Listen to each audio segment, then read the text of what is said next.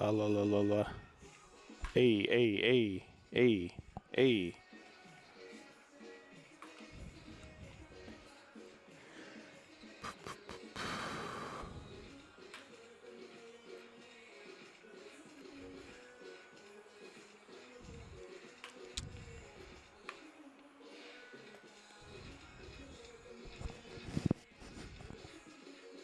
Test, test, test.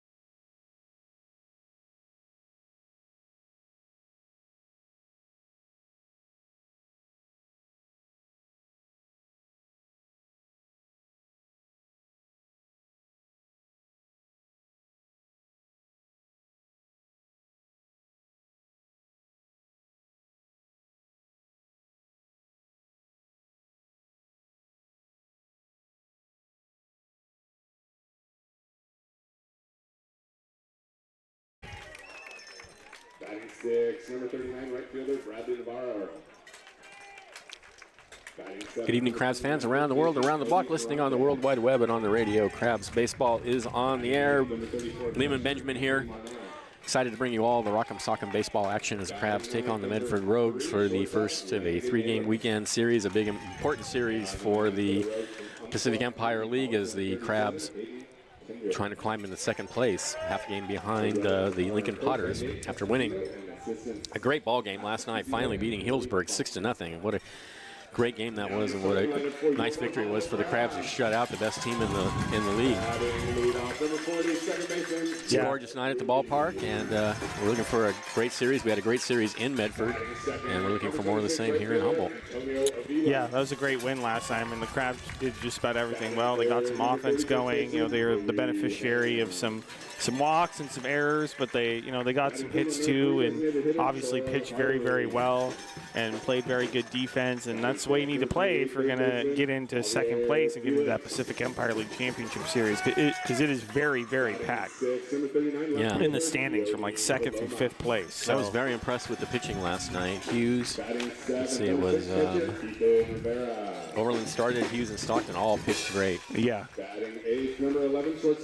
It's really a complete victory for the Crabs, and in my opinion, the best win of the season. I mean, given the team that we are playing. I think so. I think it was. Yes. How Healdsburg has just totally just been better than us the first 5 games, and come out in the last game against them in the regular season and played that well. I think really showed a lot. So, but this series against the Medford Rogues is really, really important. I think the Crabs have to at least take 2 out of 3 in order to stay in contention for the PEL championship. You know, given the way the standings are right now. Okay, let's go to the national anthem with the world-famous Crabgrass Band.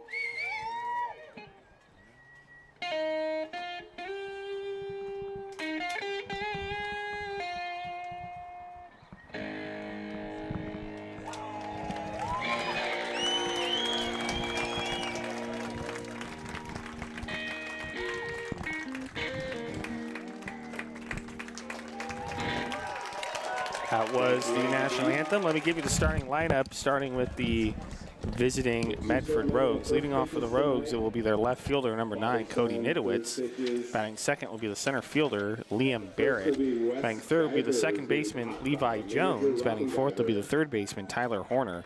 Batting fifth will be the designated hitter, Jack Meisner. Batting sixth will be the right fielder, Bradley Navarro. Batting seventh will be the first baseman, Cody Ferrante. Batting eighth will be the catcher, Anthony Marner. Batting ninth will be the shortstop, Langan Naylor. And on the mound will be Hayden Kindrich. All right. Thanks, Liam. For our Crabs, it'll be Jet Ruby leading off at second base. Anthony Avila in right field bats second. Billy Ham will be at first base and bat cleanup. Troy Harding, the DH, bats. Sorry, Ham was batting third. Troy Harding, the DH, bats cleanup. Javier Felix at third base, bats fifth. Keone Coloma in left field, bats sixth. Ethan Rivera will catch and bats seventh. Ty Kennedy, shortstop, bats eighth. Michael McKernan in center field, bats ninth. And on the mound for the Crabs, it's Miles Standish. Miles Standish, I believe, is making his first ever start in a Crabs uniform. Of course, he pitched for the Crabs last season, I believe all in relief. He's pitched only in relief so far this season, and he's only pitched 2 innings this season in relief. And in those 2 innings, he has not given up a single hit, a single run. And he's struck out 2. So, small sample size, but, I mean, impressive 2 innings. So I think that's why he is getting the chance to start from Robin Guyver. All right, defensively, it's Standish on the mound. Rivera's catching, Hams at first, Ruby's at second, Kennedy's at short, Felix is at third, Coloma in left, McKernan in center, and Avila's out in right field. Crabs in the league are in 3rd place, half a game behind the Lincoln Potters. Their Crabs are 10-11 on the season. The Potters are 10-10. And they're just, actually, the Crabs are just ahead of the Rogues, who are only half a game behind the Crabs. So, as Liam said, tonight's, this series is important, and the Crabs can put the distance between themselves and the Rogues, or they could fall behind tonight.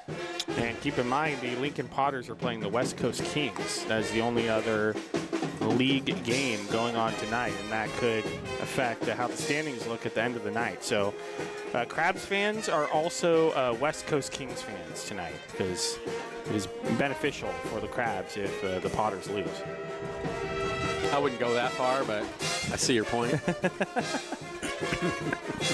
Well, I mean, if you want the Crabs to play in the PEL Championship Series, I prefer they both could lose. I get that that's not really possible, but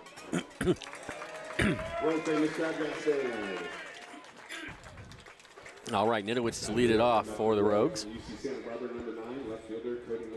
Cody Nitowitz. The Rogues in some really patriotic get-ups tonight. The Stars and Stripes on their uniforms. Here's the pitch, and it's a fastball taken for a strike on the outside corner. They got the Stars on the blue background on their shoulder, and then 0-1 the count. Fastball is high, and then the navy and red stripes. Ball and strike now the count. Standish rocks and comes home. And there's a fastball that misses low. Do we know who the umpires are tonight, Lee? The umpires at home plate is Stephen Young. At first base is John Swanson. At third base, I believe, making their debut is Bear Hilliard. Bear Hilliard, all right. Next pitch is swung on and foul tipped, and the count goes 2-2 now to Nitowitz. Standish sets and deals. Ooh, check swing on a high fastball, and they did not go around. Just missed high.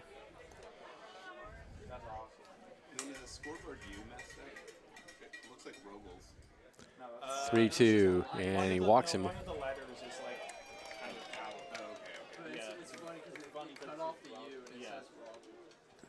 So Nitowitz walks to lead off the game.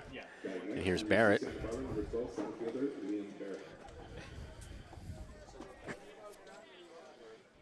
That's a really cool photo, Jack. Thanks. I made it myself when I was like 4. Nice. Here's the pitch, and it's in the dirt.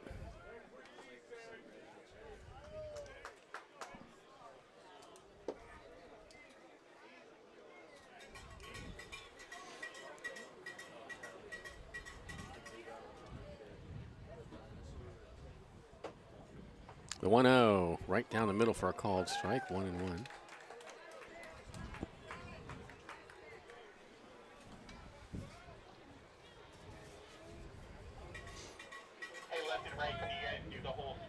The 1-1. Slow roller out towards short, backhanded by Kennedy. The long throw to first is just in time as Nitowitz goes to second. That was the only play. That was a really good play. That was not easy at all. Pretty deep in the hole. Obviously had no play Long second. throw for sure. So runner out at second, 1 out. Here's Levi Jones. Left-handed hitter against the left-hander Miles Standish. And Standish deals a fastball high.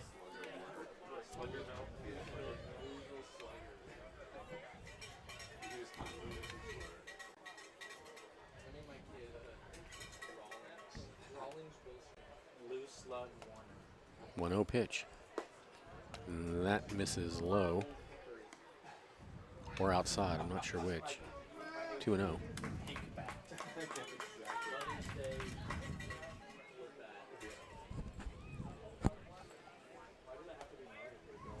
2-0 pitch. Swung on and missed. Pitch up in the zone. Stanish does not throw particularly hard. Pitches are all in around the low, mid-80s.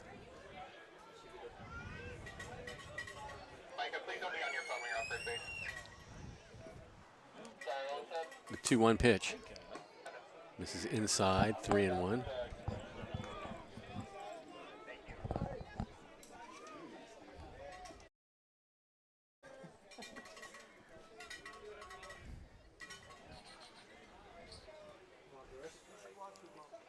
Three and one.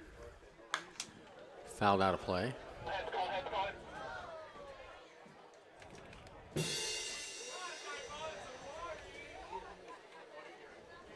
And the count goes full. Nitowitz out at second, 1 out.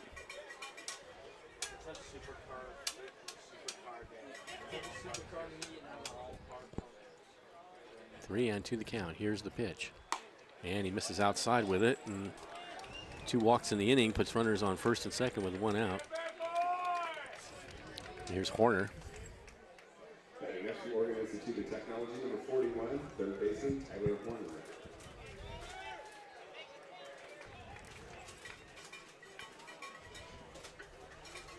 Taylor Horner, another left-handed hitter.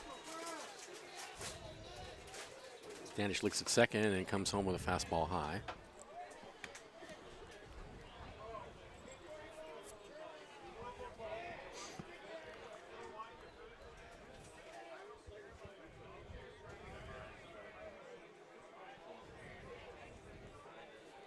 The 1-0, high again.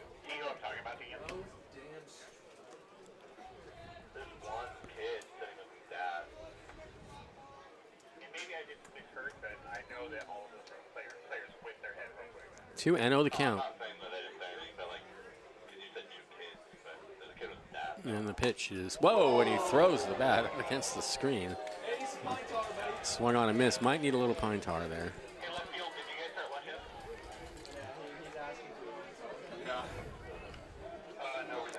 Two and 1 now the count. 2 runners are on. There's only 1 out.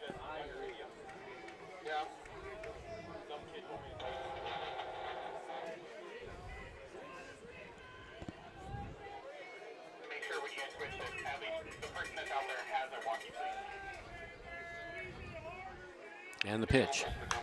In the air to left center field. Going back is Coloma. He's got room. Makes the catch. The runner on second is tagging. The throw is not in time. So 2 away. Runners on the corners now.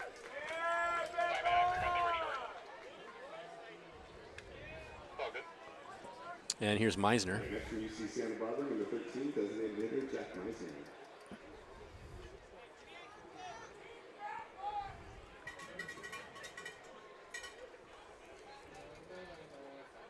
Stanish sets, looks at first, and deals in the dirt. And looked like Jones was thinking about taking off for second. Wind is blowing gently out towards left center field.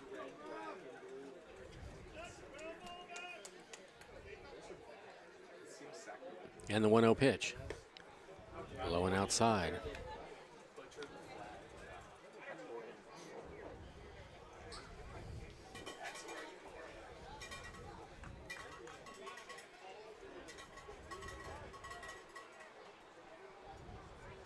The 2-0 is a strike, belt high, outside corner. 2-1. Nitowitz over at third, Jones at first, 2 are out, just getting started, top of the first inning. Stanish trying to work out of a jam. Runner's going, and that's lined into right field. That's going to score a run as it bounces in front of Avila. So an RBI for Meisner, and it's 1-0 in favor of Medford. Jones to second. And here's Navarro, the right fielder. Well, the walks come back to bite you.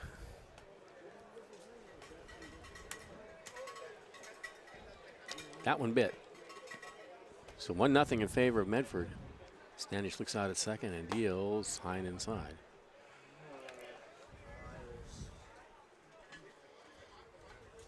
Not getting the high strike today. Last night's umpire was calling it. This umpire is not really calling that. Pitch up in the zone. The 1-0. This is down low. That last pitch was technically a strike. 2-0 now the count to Navarro.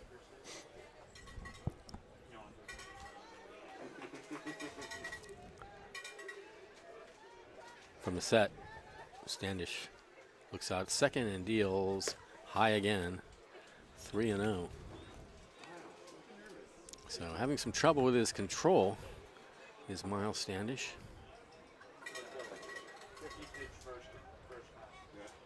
3-0 the count. He's already walked 2 batters in the inning. And here's a 3-0, and that's right down the middle for a strike.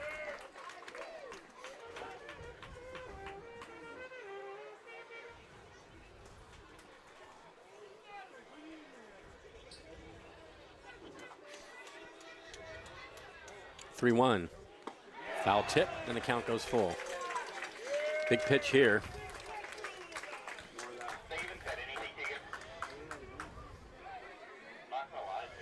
Three and 2 to count to Navarro.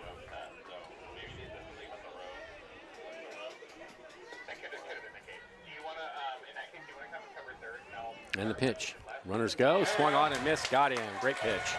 Up in the zone. That ends the inning. No, there was a run. There was a hit. There were no errors and 2 left. And at the end of half an inning, 1-0 in favor of Medford. This is Crabs Baseball, 107.3 FM.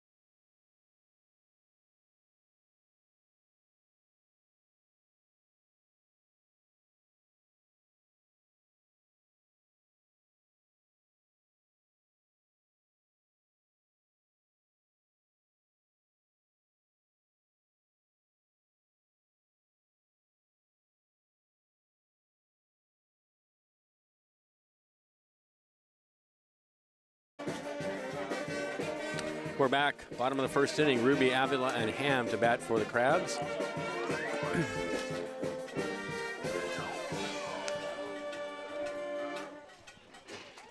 Right-hander Hayden Kendrick on the mound for the Medford Rogues.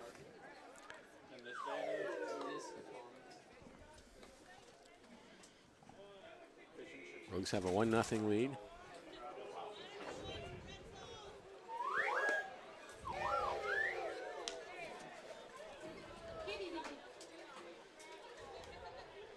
There's another level of baseball hell reserved for people to do that whoop-woo thing when the guys are warming up. Oh, it's a staple here at the Arcata Ballpark. Just above the people who do the wave. Above the people who do the wave? Just above the people who do the wave. And right below the people who leave the ball game early. Yeah. University number 40, second baseman, Jet Ruby. Here's Ruby to lead it off. It's the best on the team. It's 370. Ruby coming in, hitting 370. Best on the team. And there's a fastball high and outside. And I noticed that our stats don't show on-base percentage or slugging. Yeah, I think that's on another section of the stats. Right down the middle for a called strike. 1-1 now. They should be on just the regular. They should be, but they're on the advanced stats screen, which 1-1 is just high. Boy, I'm like, that looked like it was right down the middle. I don't think on base percentage is really that advanced of a stat. I don't think so either, and it's actually more important than batting average. Yeah. And slugging is too. The 2-1 misses outside, 3-1. Those are the numbers I look at when I'm looking at stats. That's one of my many grievances with point streaks. So yeah, I want to know on-base percentage and slugging. 3-1 pitch. Right down the middle for a called strike, and the count goes full. He's only struck out 4 times this season. I can look up his on-base percentage. I bet it's pretty good. Yeah, I would think. 3-2, swung on and missed, got him. A pitch in on the hands, and Ruby was fooled. He has not done that very much. Strike out. One Let's away. see. That's only the 5th one, I think. 5th strikeout of the season. Number 26, right fielder, Antonio Avila. Here's Antonio Avila.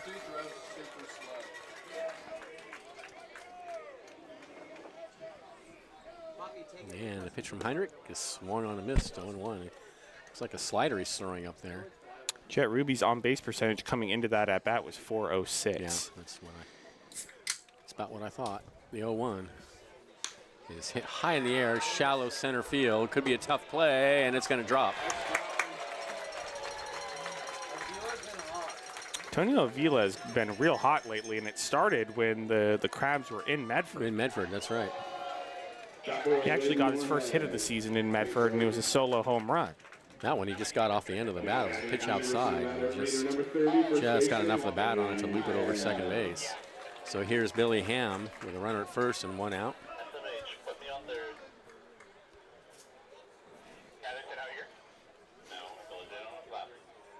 Runner's going. The pitch is high. The throw down to second. The pitch is, he's in there safely. The pitch was called a strike. Yeah, that wasn't close at all.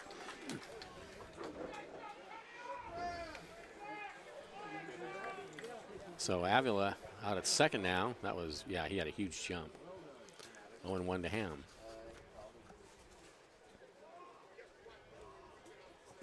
The 0-1. Ooh, I don't know where that missed, but call it a ball. 1-1. Well, there's a large contingent of Rogues fans here that were brought here by Rogues owner Dave May, and they were not happy. I kind of don't blame him on that pitch. That was a good pitch. 1-1 to count. And the next pitch is in the dirt. Blocked by Marnell. Billy Ham coming into this game, batting .360. 18 RBIs, 19 walks. He's been hit by a pitch 15 times. The 2-1. Right down the middle for a called strike. 2-2.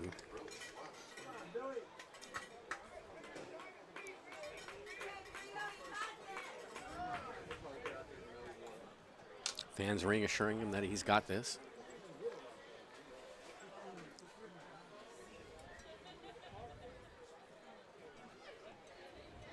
The 2-2 pitch. Runner's going. The pitch is hit on the hole left side and through. That's going to tie the ball game. Avila coming around to score. Perfect piece of hitting by Billy Ham. We just hit it right in the hole on the left side. And the Crabs tie the ball game. Yeah, and it was great. I mean, the attempted steal of Avila on that pitch, I think, created that space on the left side of the infield. That's right. And allowed him to score. I mean, you know, if we got through the infield, he probably would have scored anyway, but I think that would have been right to the shortstop if he was in his normal spot. So here's Harding with Ham over at first. And a throw over there, and Ham dives back.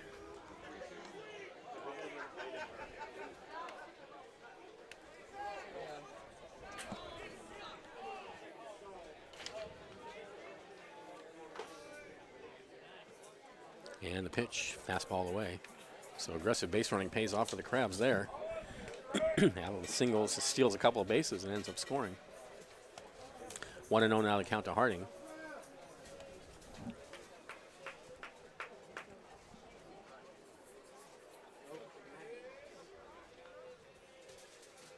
And the pitch is high.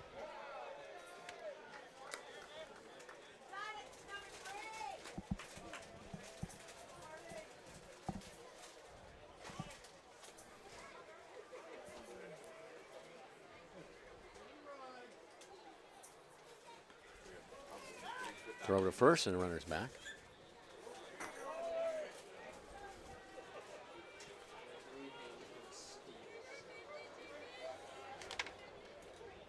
Two and 0 to Harding. Kendrick looks over at first and deals, and that's fouled up against the screen. Harding coming in batting .255. 1 home run, 24 RBIs. That is second on the team. Tavi Felix, 11 walks.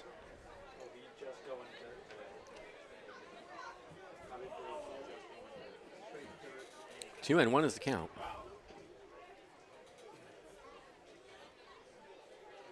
Runner's going. The pitch is lined in the right field. Ham's going to go to third.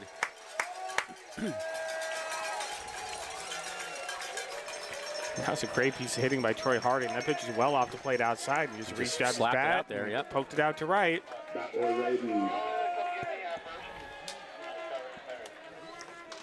Yep. So here's Javi Felix, Crabs RBI leader with 2 runners on and only 1 out. Yep, coming in with 25 RBIs, .236 batting average, 4 home runs. That is tied for the team lead. 22 walks. He's been outstanding on both sides of the ball. He's been great, yeah. He's been great on defense too. He takes a pitch high. I mean, I don't know if the Crabs have a most improved award at the end of the season, but if they did, I don't think they do. It would be Javi Felix by far. It's not even close. I was at my mom's house like a month ago, and she saved some of my old trophies in it. I won the most improved 9-year-old award. Nice. In Little League. I'd forgotten about that. She still has the trophy. 1-1 the count. Did your baseball career end in Little League? It did. That's unfortunate. The 1-1, swung on and missed, 1 and 2, most improved. That's kind of a backhanded. I mean, Javi's always been a good Crab. Yeah, but Javi's great. I mean, yeah, I'm talking about my yeah. But I mean, on both sides of the ball. Defensively, he's really improved. His hitting has just been outstanding. Another throw to first. That was close. Harding almost picked off there. I mean, Javi really struggled last season offensively. I mean, he did, but he was hurt a little bit of the season, wasn't he, last year? Yeah, he might have been. He's come in here. I mean, defense has been just incredible. And he hammers that one down left field line, but foul. He got a pitch way up at the zone in his eyes. And this Kendrick does not throw hard. That was a 64-mile-an-hour pitch. No, he really doesn't. And his fastest pitch is in the low 70s, as far as I can tell so far. So as we've seen so far this season, the Crabs have had a hard time with against pitchers who harder throw to time guys who throw that slow. Really slow junk pitches, as we call them. Yeah. Here's the 1-2, and he taps that one foul. See, that was a 75-mile-an-hour, looked like a fastball. I mean, saying a guy throws junk is not necessarily a bad thing to say. Not at all. I mean, there shouldn't be a negative connotation because sometimes, I mean, it can be really effective. We've seen it. We've seen, multiple Crabs teams over the years just completely get bamboozled by junk pitches. As long as you can hit your spots. Yeah. The 1-2 is hit in the air, hopped high in the air, left side. Shortstop going out, and he's going to make the catch. Everybody's going to hold. When you get guys who are used to facing, 80 to 90, I mean, you get that, what Javi Felix just did right there, Popped way it out right in up. front, pops it up. Yep. I mean, you see it in the major leagues when position players come into pitch. You think that, the opposing hitters are just going to absolutely crush them. And then a lot of the times you just see them pop up or hit slow grounders because they're not used to facing, 60. Yeah. It's pretty funny to watch. You have to learn to time it if you're not used to it. So here's Coloma. First and third, 2 outs now.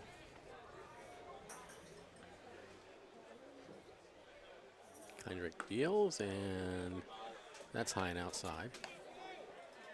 Coloma coming in batting .208.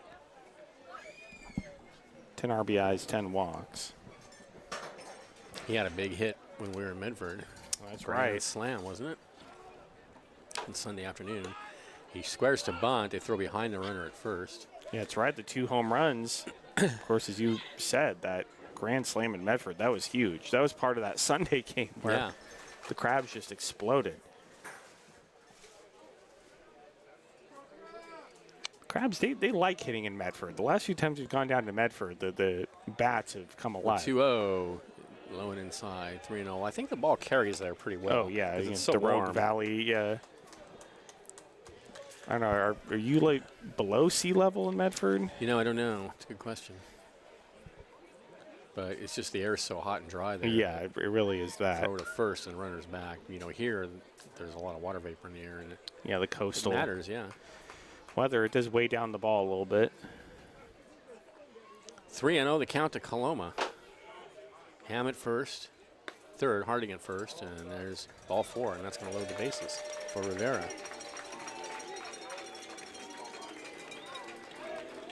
The bases are at O.C. Full crustaceans. The run is already in. Now Cal State San Marcos, number 6, catcher Ethan Rivera.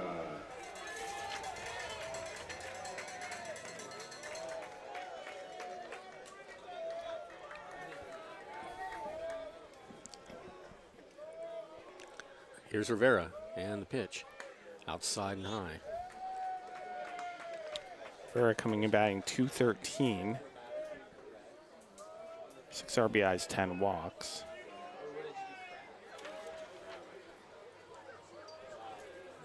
Want to know the count. And that's slashed foul.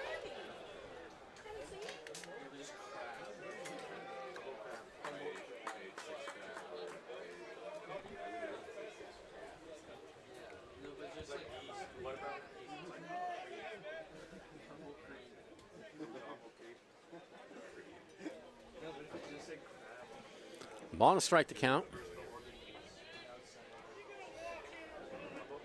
And the pitch is high.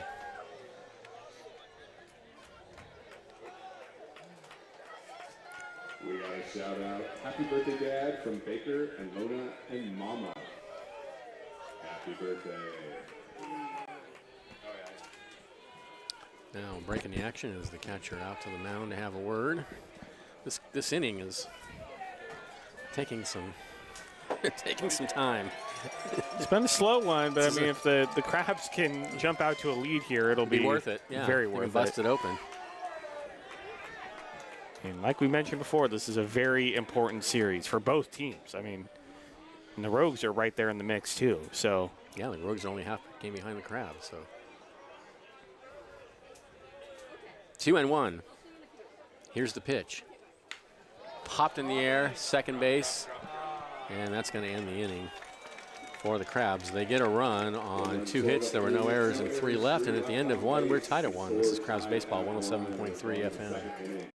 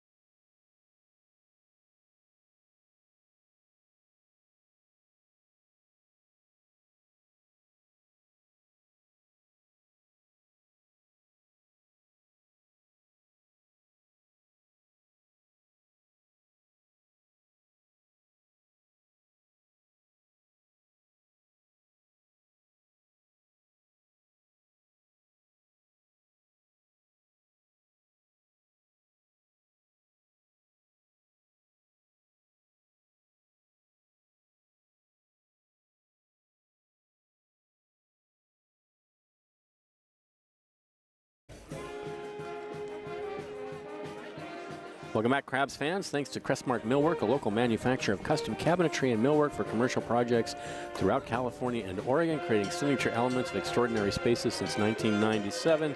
Crestmark's amazing creations can be seen on their website.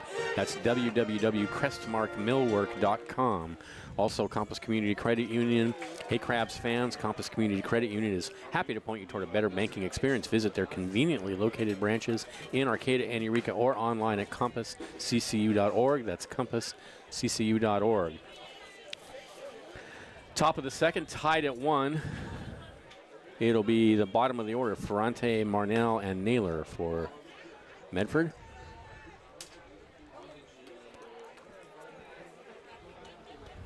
For the Medford Rogues from San Jose State University, number 29, first baseman Cody Ferrante.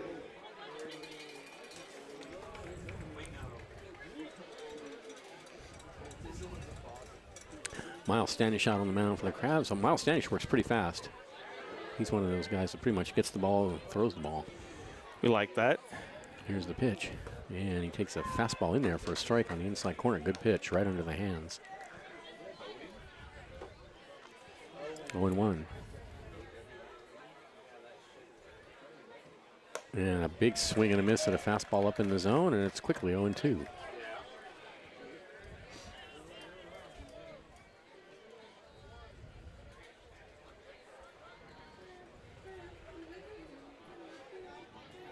Oh-2 pitch. Swung on and missed. Another fastball up at the eyes that time, and he swung on. And no chance to get it. Second strikeout for Standish. Here's Anthony Marnell, the catcher.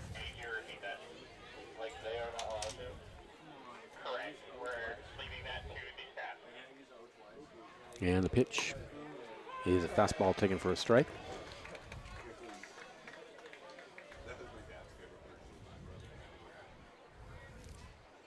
The 0-1 fouled off the hands, and he's ahead of Marnell now 0-2.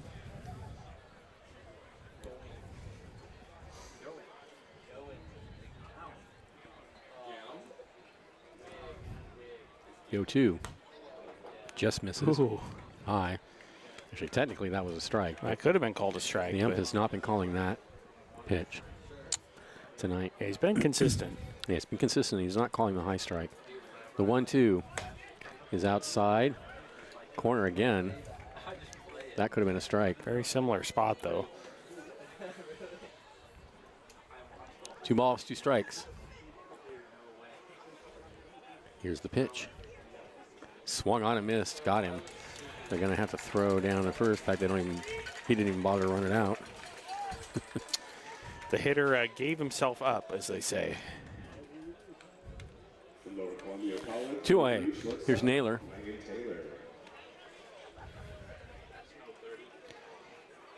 Do they have stickers on their helmets for all the hits they've got or something? Is that what's going on? Well, that's like Here's a the thing in pitch. college football. That's what for tackles or something, isn't it? Yeah, I think it's Swung just on and for, missed. doing something good in practice. You get a sticker. I think like Ohio State and I've seen it in football. Michigan yeah. do that. The 0-1 misses high. Or is that just a decoration on the helmet? I can't I tell. don't know. I need to go find the binoculars and It's like a polka dot get a helmet. closer look. 1-1 the count. Here's the pitch. That's a fastball right down the middle, 86 mile an hour at the knees. Good pitch. By the way, before the inning ends, I do want to correct myself. Medford is 1,200 feet above sea level, Okay. which I would think would also make the ball travel a little bit farther. The 1-2 misses high and away. Although I don't know how much. I don't know if that's enough how to much really of an make a effect difference. 1,200 feet 1,200 has. feet's not very high. Yeah. 2-2 pitch. And that's a liner right at shortstop. Kennedy's got it. And that ends the inning as Medford goes 1-2-3 in the second. We're tied at 1. This is Crabs Baseball, 107.3 FM.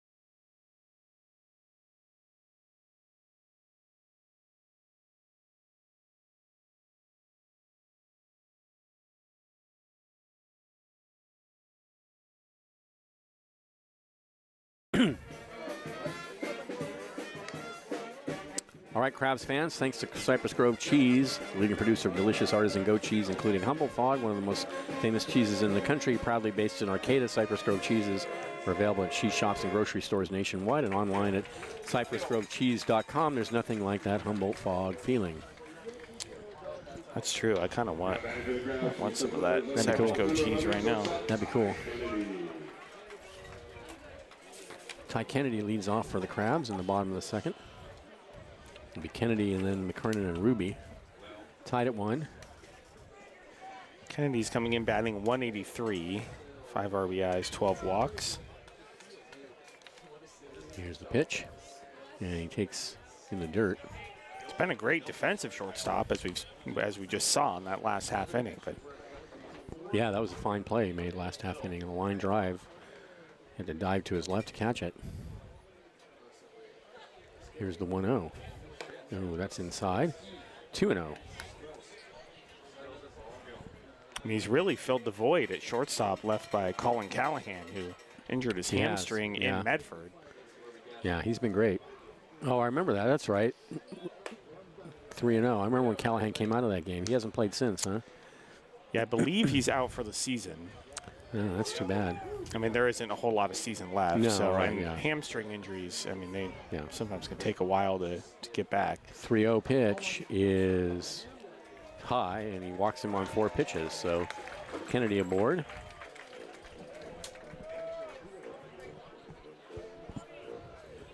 Here's McKernan. Fresno State University number 8 center fielder Michael McKernan.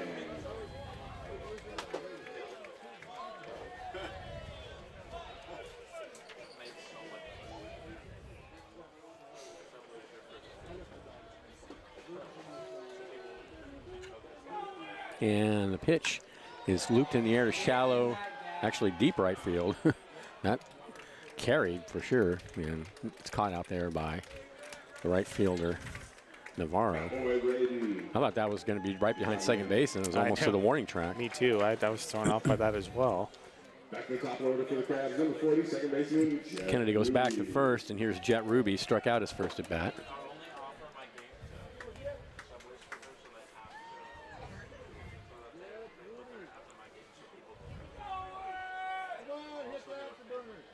And the pitch, he takes a strike right down the middle.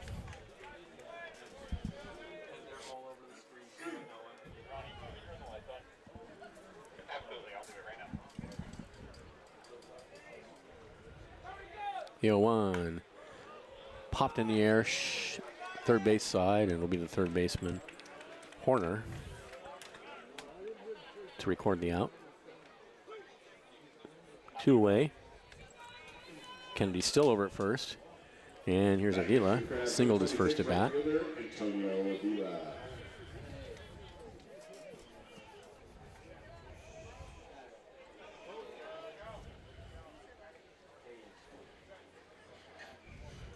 Runners going, the pitch is fouled away.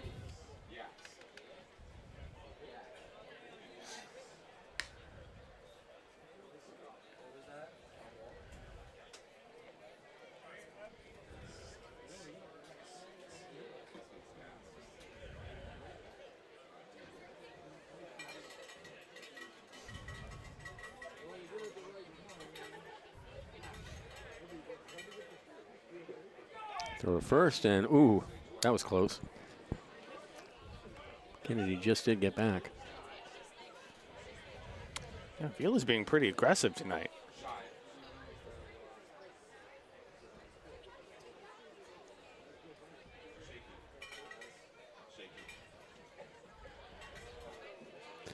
Now some kind of. Well, I think they were checking on Avila. Oh, okay. Maybe he was a bit shaken up. It was hard to tell, but he looks fine now. Yeah, I think they were. 0-1. Here's the pitch. In the hole on the left side and through for a base hit. Second hit of the game for Anthony Avila. Or they were checking on Kennedy over at first. Avila was hitting. Oh, right. Okay. Yes. Kennedy goes to second. Now batting number 30, first baseman, Billy Ham. Here's Ham with first and second.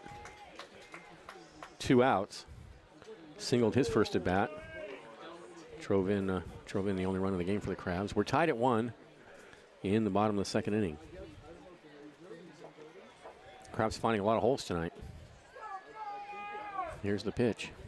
And he hits that one on the ground on the right side. Backhanded by the first baseman, picked up by the second baseman. That got right past the first baseman, Ferrante, and James was right behind him to throw him out. So that ends the inning for the Crabs. No runs. There was a hit. There were no errors and 2 left. And at the end of 2, we're tied at 1. This is Crabs Baseball, 107.3 FM.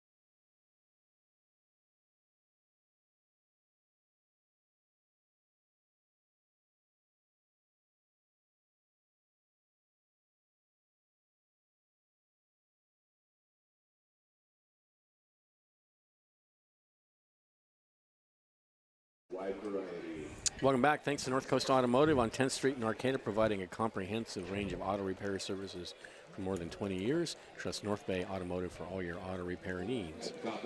Top of the third inning, top of the order for the Rogues. It'll be Nidowitz, Barrett, and Jones.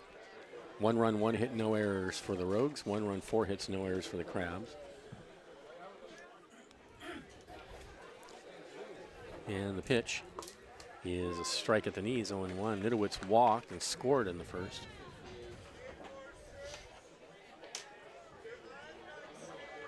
Standish deals. Fastball on the outside corner for called strike 2.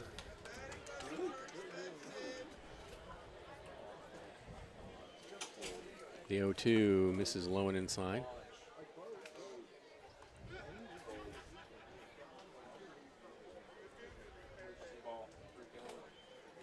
The 1-2 pitch. Swung on a miss, got him. Ooh. Nasty. That was filthy. Pitched down at his feet, and he was fooled badly. Breaking ball with downward break that Nidowitz was badly fooled by. Third strikeout for Standish, and here's Barrett. He grounded to short his first at bat.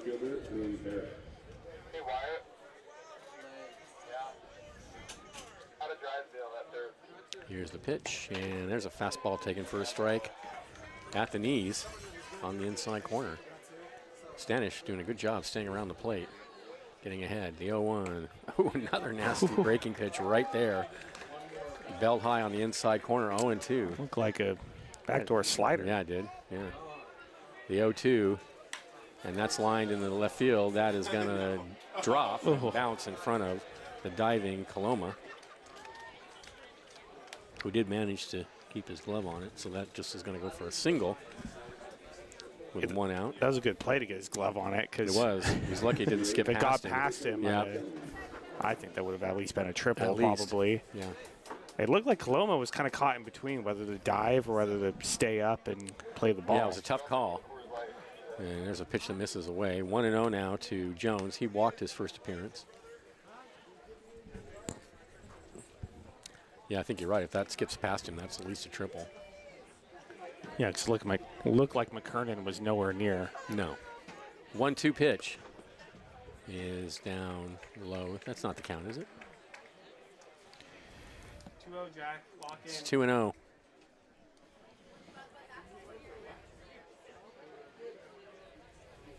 The 2-0 popped in the air, out of play. 2-1 now the count. Bro, I was literally staring at the game.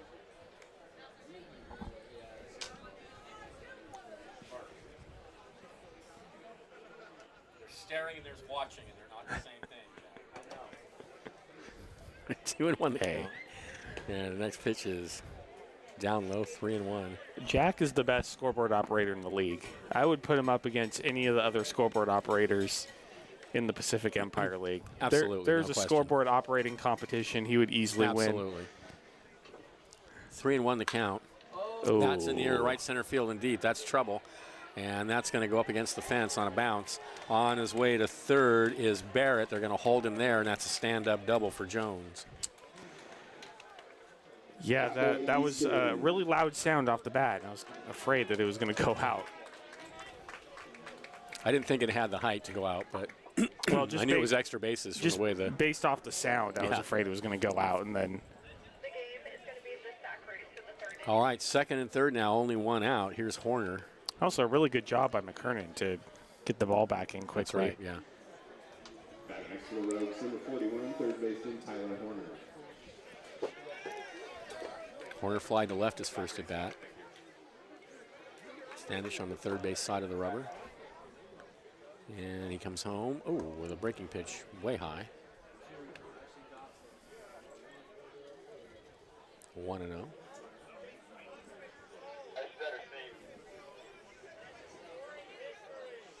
Here's a fastball for a strike on the inside corner.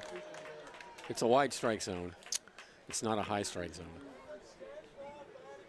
Yeah, that's the beauty of baseball. Each home plate umpire has a different zone, and it's part of the game. 1-1 is slap foul.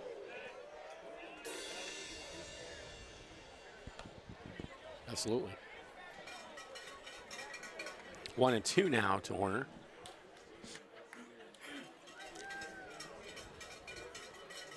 Here's the pitch. Ooh, breaking pitch. That just missed inside. Miles Standish is really working that Inside, backdoor slider.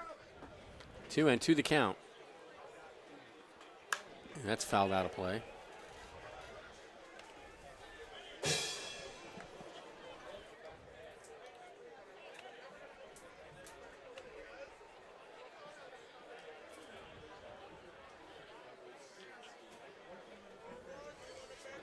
Two balls, two strikes. Here's the pitch. Check swing, and he fouls it up against the backstop. So we'll do it again, 2-2. Barrett at third, Jones at second, only one out. Opportunity for Medford to take the lead here.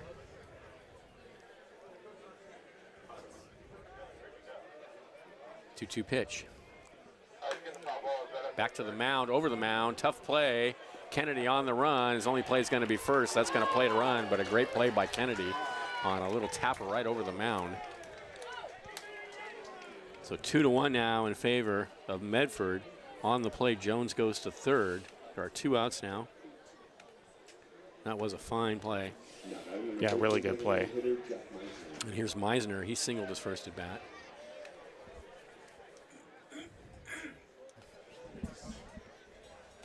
And the pitch is a fastball right down the middle for a called strike.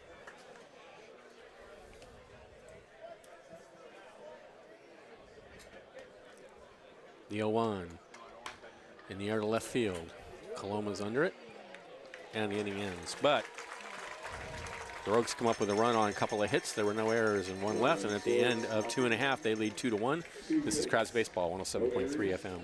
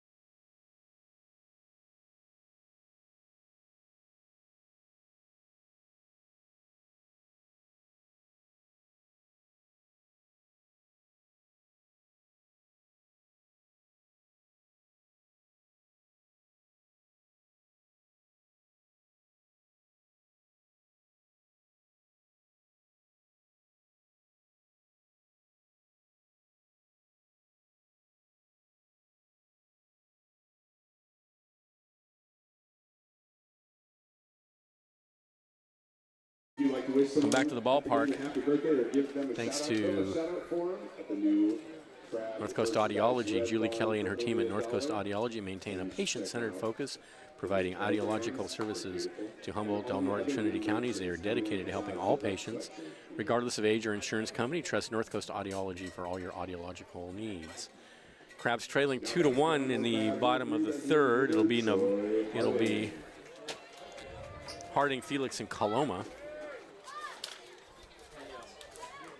Kendrick out for his third inning of work. Connect my Neuralink to the scoreboard. Yes.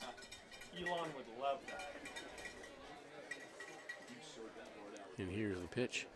And he lines that one down left field line. That's going to go into no man's man down there. He's taking a big turn, but he'll hold it first. So a leadoff single for Harding. Very good decision not to third base. go for it. Yeah, he would have been a dead duck. Great throw by the left fielder. All right, so here's Felix. third baseman, Javier Felix.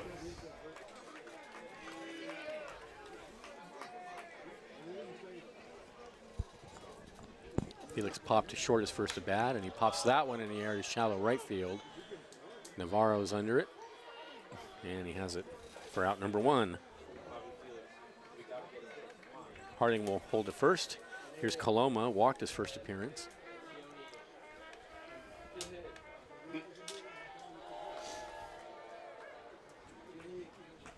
Now batting number 39, left fielder, Keone Coloma.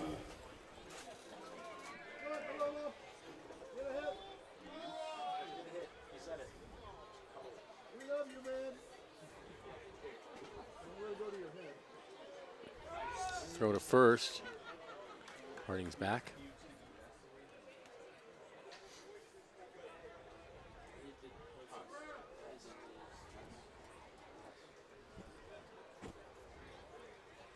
From the set, here's the pitch, and it's a breaking pitch high.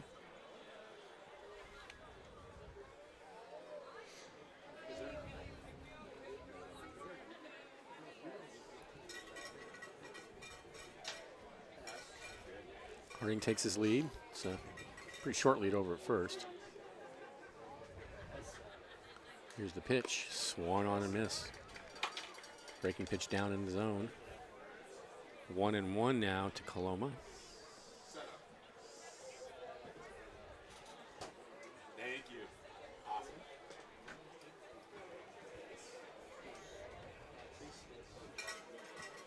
The 1-1 is low.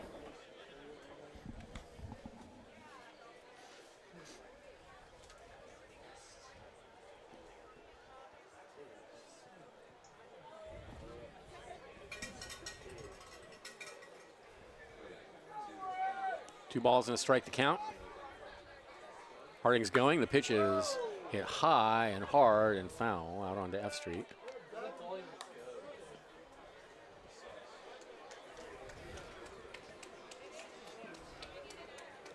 So that evens the count at 2-2.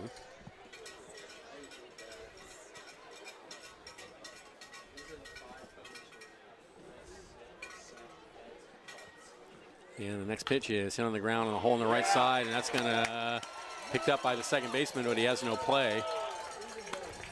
So a single for Coloma. Again, the Crabs finding a lot of spots on the infield. Yeah, they're getting their to get the hits ball tonight. through. Back next to the crowd, number 6 catcher, Ethan Rivera. So first and second with one out. Here's Ethan Rivera, 0 for 1.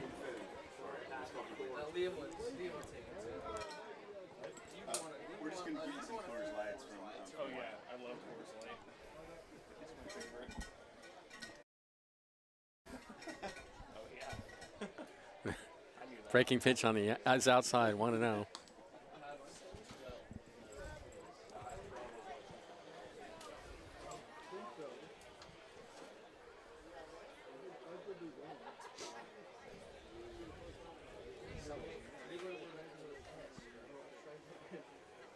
And 1-0.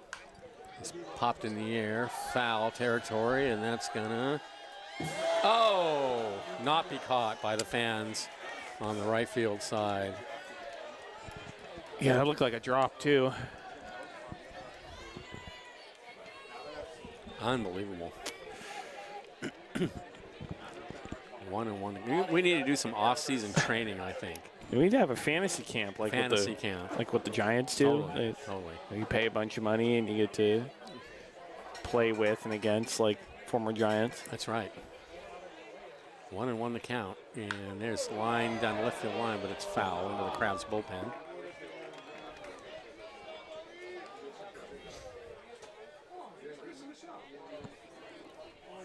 So 1-2 now the count to Rivera.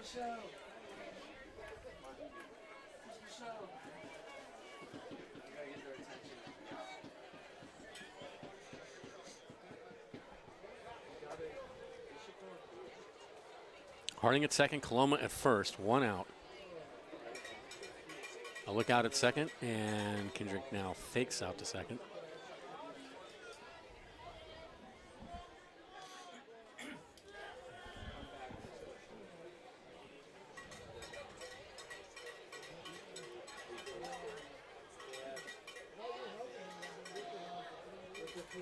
The 1-2.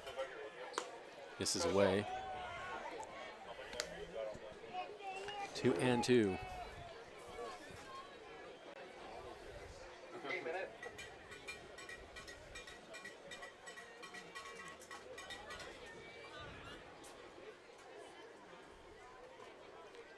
From the set, Kendrick deals 2-2, and that's again hit hard and foul into the picnic area on the left side over by the batting cages.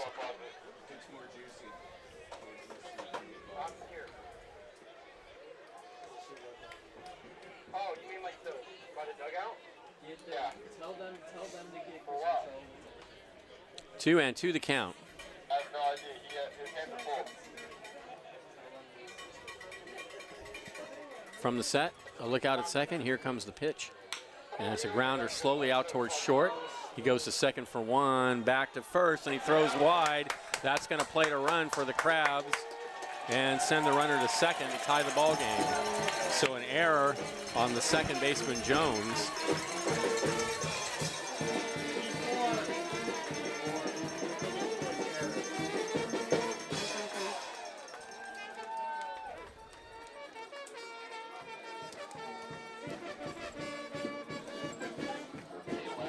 Two away.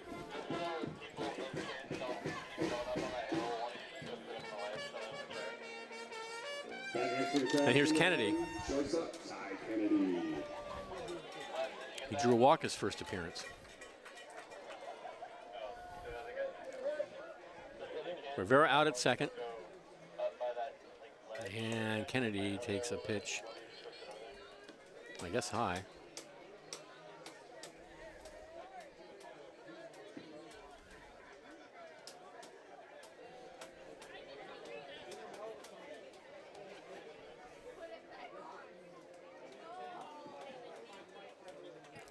And a gesture towards second.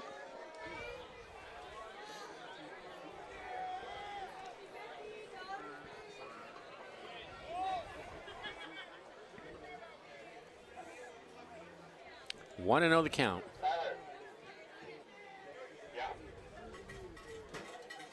And the pitch is in the dirt.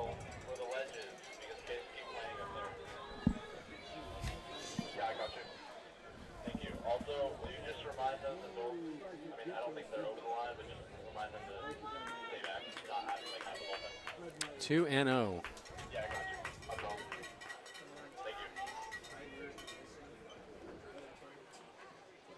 A look at second, and another one, and now Kendrick deals.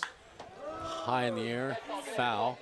It's going to go into the picnic area on the left field side.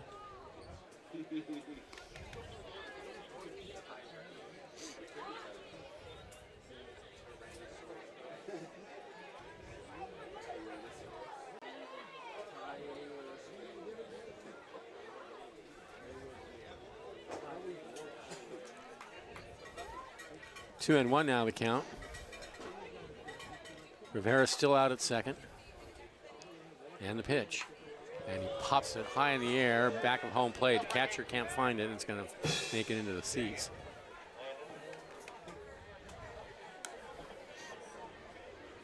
So 2 and 2 now the count to Kennedy.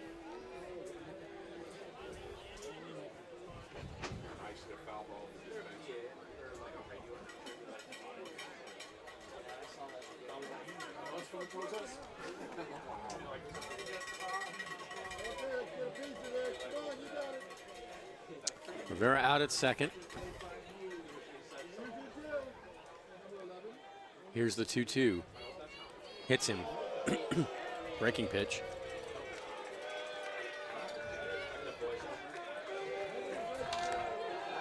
So that'll put runners on first and second now with 2 outs. 63-mile-per-hour pitch. Like, could have been a lot If you're going to worse. get a hit, that's the way to do it.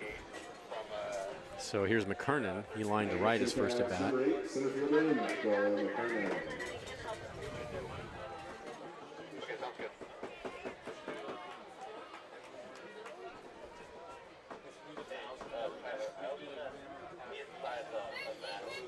Kendrick at the belt, comes home, and there's a pitch low and outside.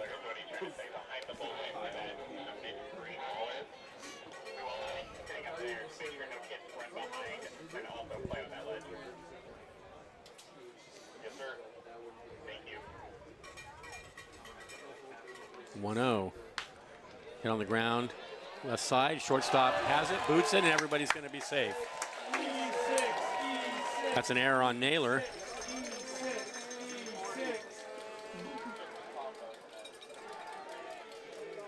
E6. The bases are packed. And that loads the bases now for Jet Ruby. Here comes the manager out to the mound, or the coach, or some official from the Rogues. And he's got the whole infield out on the mound now. There's a right-hander warming in the pen. Jackie, you were the best mom in the world for bringing me to Craps Days. I don't think they're going to make a change, but Well, this is the guy you want up, Jet Ruby. that's right. A couple errors, though, have hurt the Rogues here in this inning. One by the second baseman, one by the shortstop. And now Ruby with a big chance with bases loaded, but there are 2 outs.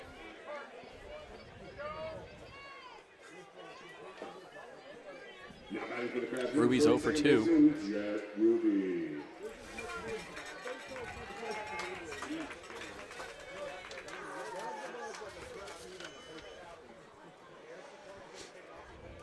Kendrick sets. Here's the pitch. Lined in the center field. That is going to be caught by the center fielder Barrett to end the inning. For the Crabs, they get a run on 1 hit. There were 2 errors and 3 left. And at the end of 3, we are tied at 2. Stay tuned. Liam will be along to bring you the middle innings. This is Crabs Baseball, 107.3 FM.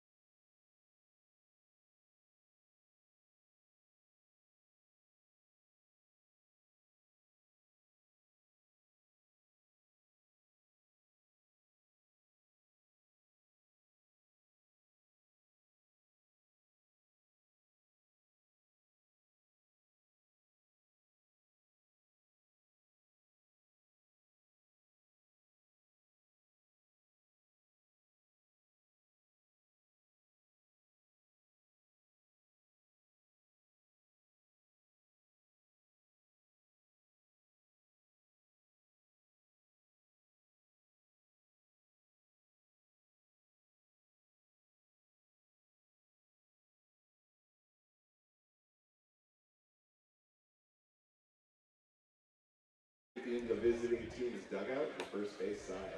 All right, welcome back to the ballpark. Tied at 2 in the top of the 4th inning. It'll be Navarro, Ferrante, and Marnell, and here's Liam. Thank you, Benjamin. Against Miles Standish, who has pitched pretty well so far. Pretty efficient. It's worked quickly.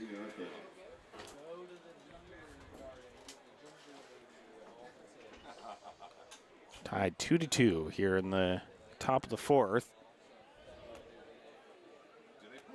Tie game and very crucial series for both teams.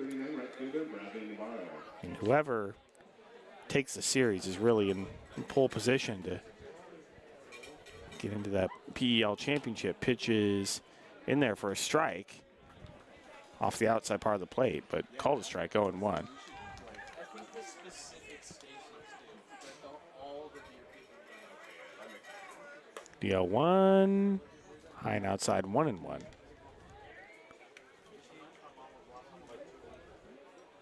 on the best nights, that's 1-1 pitch, high and outside again, 2-1. The Crabs play this series with the Rogues, and then 2-game series next week against the West Coast Kings, and that is it for league play during the regular season. 2-1 is lined on a couple of hops with shortstop Kennedy. Throw over to first, across his body, one away. Another great play by Ty Kennedy. So the Crabs really only have 5 games in league play to get it done. And so they need to take advantage of it. The Lincoln Potters are playing the West Coast Kings right now. It's to Cody Ferrante, line drive over the head of the shortstop. It's going to drop into left center field for a base hit. And Ferrante will have a 1-out single.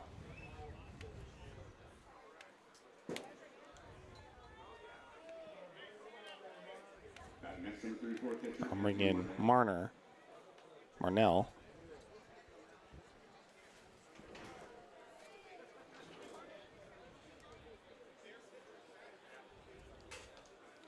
Marnell in the dirt, and runner's going to go to second. He's going to stroll into second. I believe he was going, so that's going to be a stolen base. So runner at second with 1 out. 1 out count to Marnell.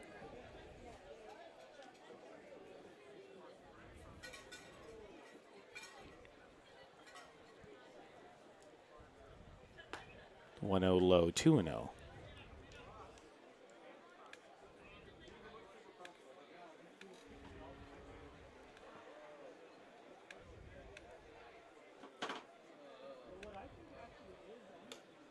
Is up high, 3-0. Well, bad news for Crabs fans so far. The Lincoln Potters lead the West Coast Kings 3-1, bottom of the 3rd inning in Lincoln. If both teams win, the Crabs and the Potters would remain a half game ahead. The Crabs in second place. A 3-0 right down the middle for a called strike, 3-1.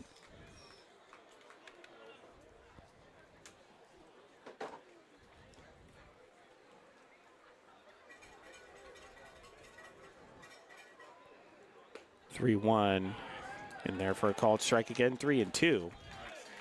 The Potters win and the Crabs lose. The Crabs would fall to a game and a half back of Lincoln.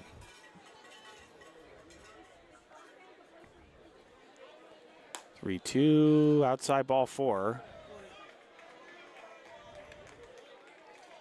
So Marnell heads down to first and second.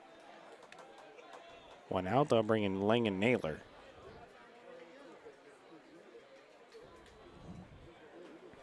And Crabs pitching coach Eric Giacone is going to go out to the mound. Oh, thank you. Some other scores from around the Pacific Empire League, non-league games involving PEL teams. The Berkovich Honors currently lead the Solano Mudcats 8-4. Actually, that's final. 8-4 win for Berkovich Honors over the Mudcats at Solano College in Fairfield.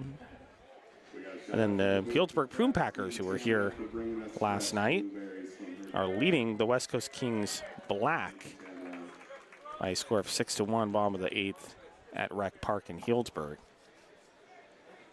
And of course, as I just mentioned earlier, the Lincoln Potters leading the West Coast Kings 3-1, bottom of the 3rd in Lincoln. And of course, Crabs fans want the West Coast Kings to win that game. So Naylor steps in, he shows bunt, and bunts it foul down the third base line, 0-1.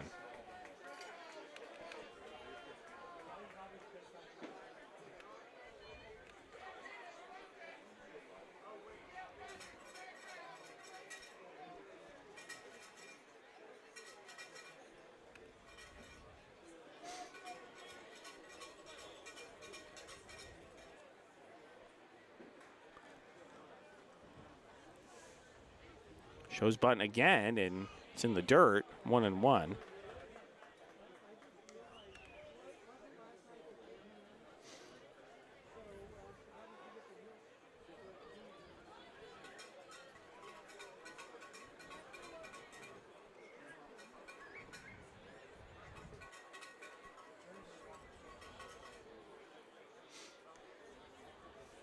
1-1 and bunts it right down the first base line, and Ethan Rivera is going to let that roll foul. It barely made its way. I mean, it was dropped right in front of home plate, just down the first base line, barely, and it just rolled foul. I mean, it was a really good bunt. If it stayed fair, there's obviously would have done the job of moving the runners up. First and second, one out. 1-2 to Naylor. Is outside, 2-2. Crabs fans are upset, mostly because Stephen Young has called the pitch off the plate outside of strike, but that was farther outside than he's called it. 2-2 is low and inside. Count goes full, 3-2.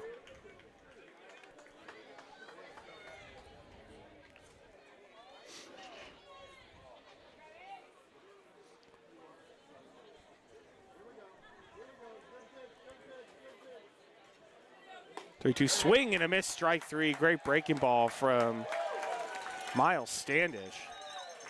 Downward action, fooling Naylor, 2 away.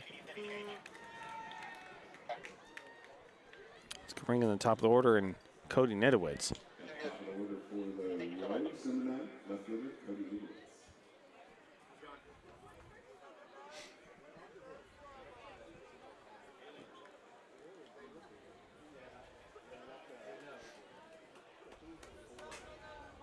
Pitch to Nidowitz and way inside, almost hit him.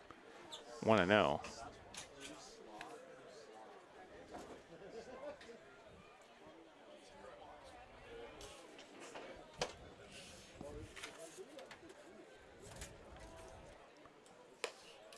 Up high, 2-0.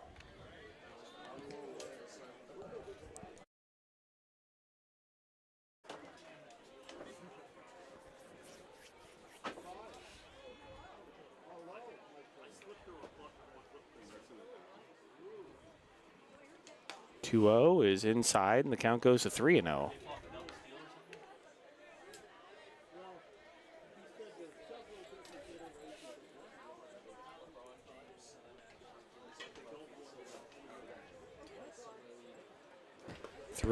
Is low, ball 4. That's going to load the bases with 2 outs. And that's going to bring in Liam Barrett. And there is action in the Crabs bullpen. Well, this is a big at bat right here, Liam. Yeah. Standish needs to get this out. Pitch is in the dirt, 1-0. Well, first he needs to throw a strike.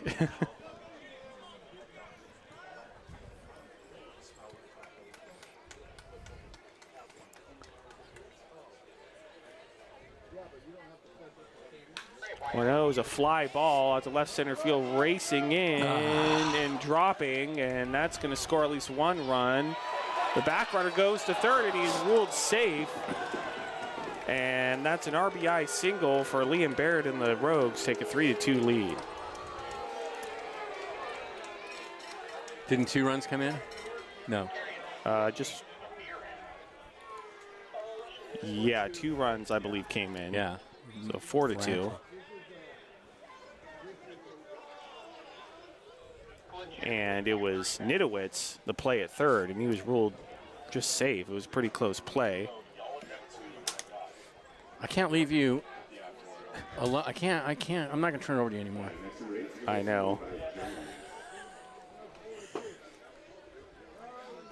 Can't leave you alone for a minute up here. And that's fouled off. That ball was not hit hard at all, just a bloop single. But with 2 outs, runners were going.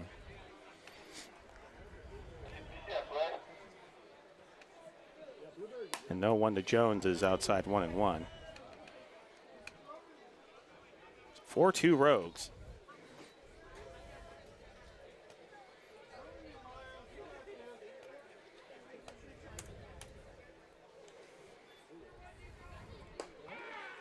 Pitch is in there for a strike, and it's 1-2.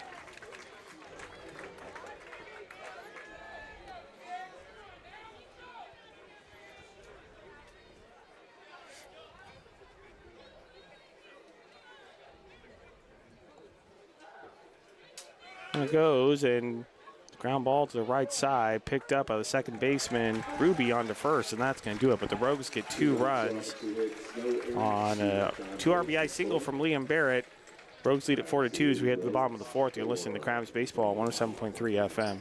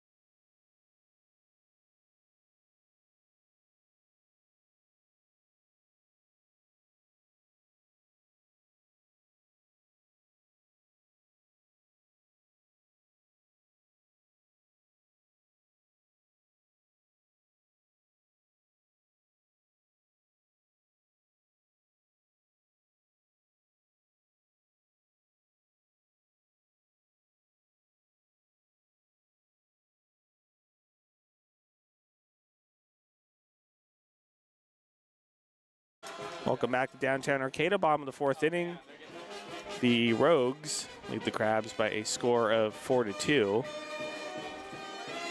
A new pitcher on the mound for the Rogues is number 45, Quinn Stewart. He will face Avila, Ham, and Harding.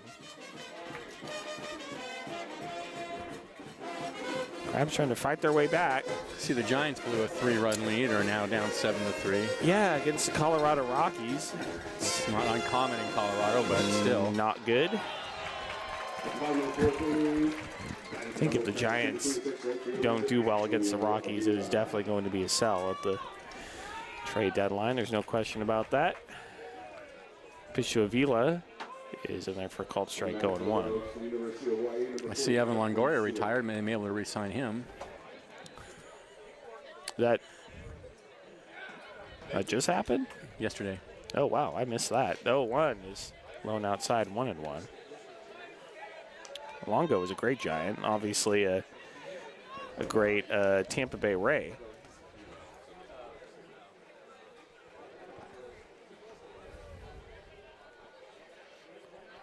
One sprayed foul off to the right onto F Street at 22.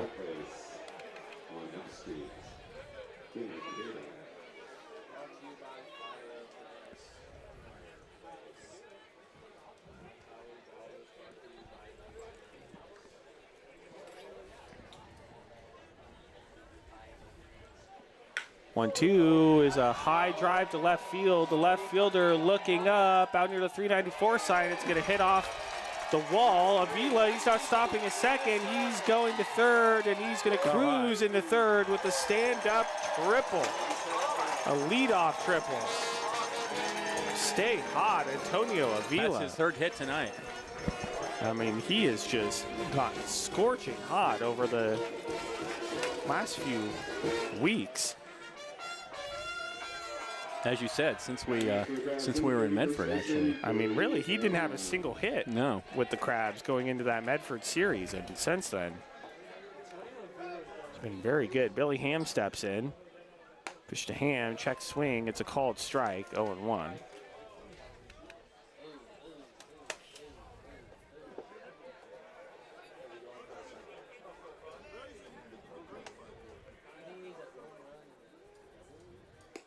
Low and outside, 1-1. Be great if the Crabs can answer back here, having given up 2 runs in the last half inning.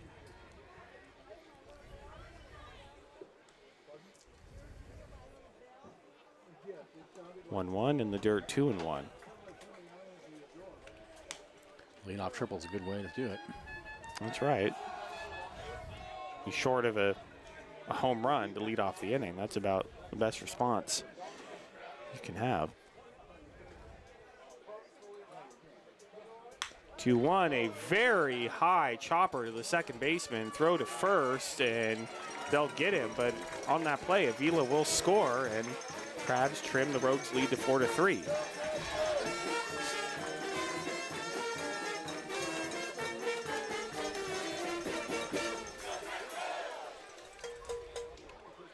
Now batting number 3, designated hitter, Troy Harding. Nobody on, 1 out. I'm bringing Troy Harding.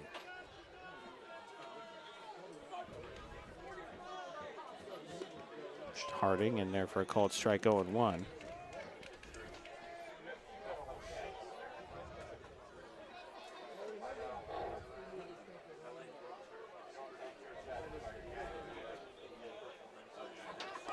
You know, 1 and there for a called strike again, 0-2.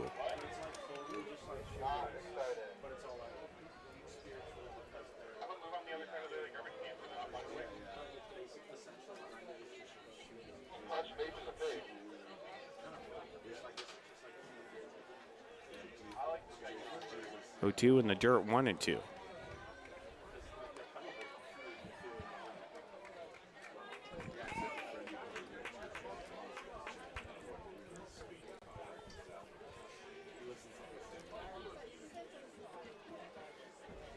One, two, and that hits Harding right on the backside, it looked like. So he's going to head down to first. Our first one out, that'll bring in Javi Felix.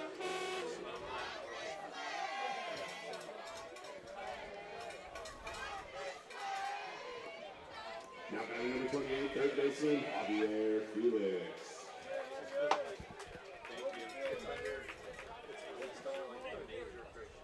Javi is in there for a called strike, 0-1. Great pitch, just tucked in the bottom outside corner.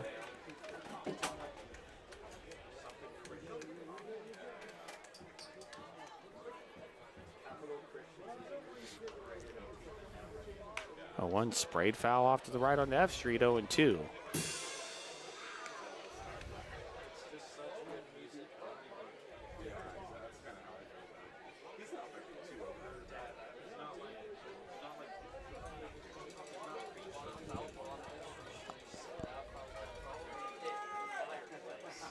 O2 is high and inside to throw down to first, and Harding's back in safely.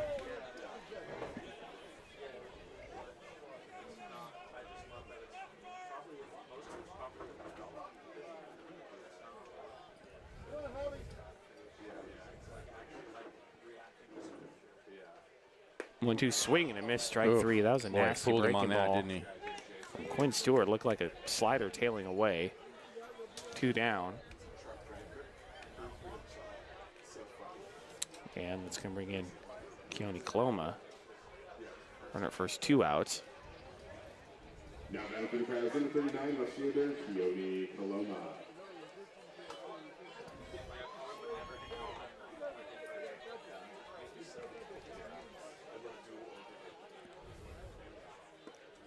Coloma low, 1-0.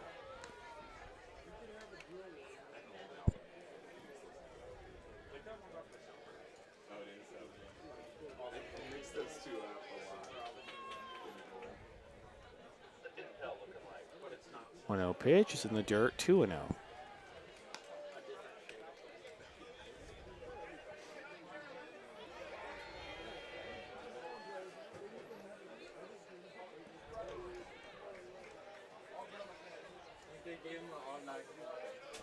What's going on?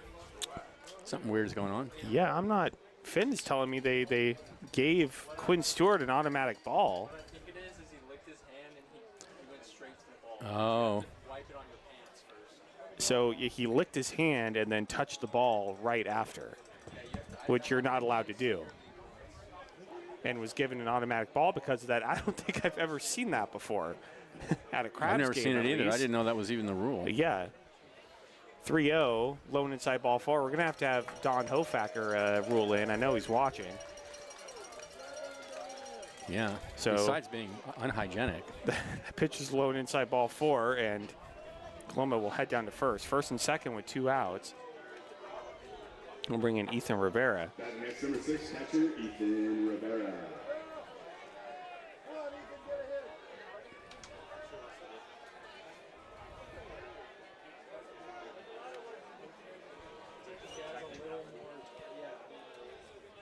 Pitch to Rivera, swing and a miss, and it's 0-1.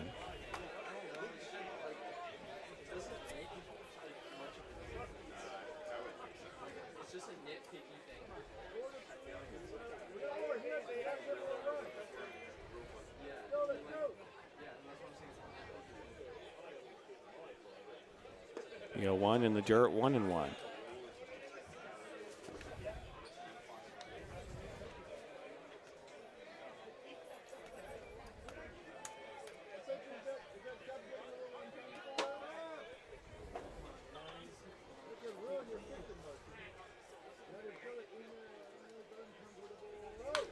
A line drive over the head of the second baseman, and that gets down for a base hit. Harding racing around third. He's going to score, and this ball game is tied. Huge hit. Huge RBI single from Ethan Rivera, and it's 4-4.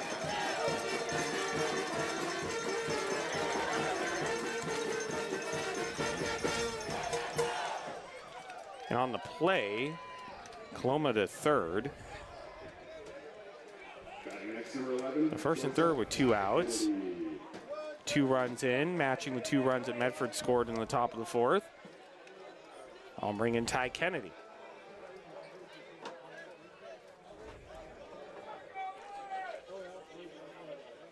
Kennedy shows bunt and bunts it foul off towards the on-deck circle next to the Crabs dugout, 0-1.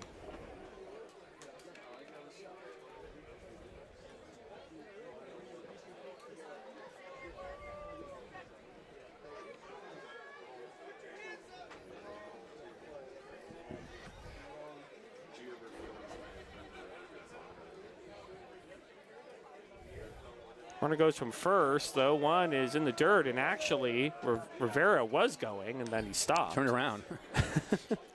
And goes back to first. Which I'm a little shocked about. I think he would have made it.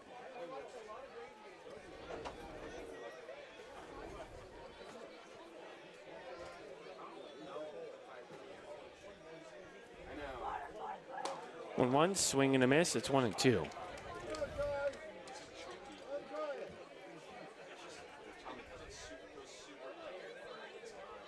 Don Hofacker weighing in, saying it's a ball at high school and above.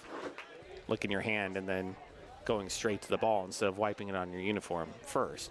The 1-2 is a high drive to left field. The left fielder looking up. If it's fair, it's gone, and it is foul onto the freeway. And not by a lot. That's too bad. The home plate umpire, Stephen Young, ruled it a foul ball, and I think he was right, based on where I saw it bounce onto the freeway. Well, you don't see anybody complaining, so. Yeah. No, I think that was the correct call, but it was close. Everybody in the Crabs bullpen was pointing, I know they were, pointing yes. fair. They were willing that ball to stay fair, but unfortunately it did not. 1-2 to Kennedy now. The pitch is in the dirt. It bounces up and away from the catcher. Coming in from third and scoring on the wild pitch is Coloma, and the Crabs take a 5-4 lead. The catcher had no idea where that ball was. Rivera will go to high second. in the air as it hit the ground, and then bounced way over his head. And Morel had no idea. Well, even with the backstop not very far away from home plate here at the Arcata ballpark, I mean, like you said, that bounced straight up. I think even if it was the Crabs catcher back there, who's more familiar with the ballpark, I don't think he would have had too much of a chance either. Yeah, I mean, it leaped high in the air. And I mean, that's quite an unusual bounce. Crabs will take it. I don't see a bounce like that very often here, but the Crabs take the lead. Runner on second with 2 outs and a 2-2 count. Ty Kennedy.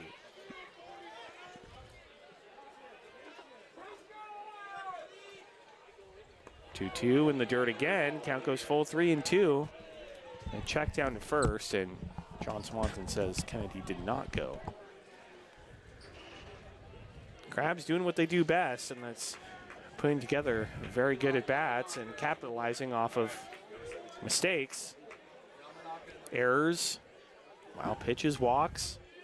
Eli Yamanaka in the bullpen for the Crabs. The 3-2 is A high fly ball to the left field line. Left fielder racing after it towards the line, and that is also foul onto the freeway.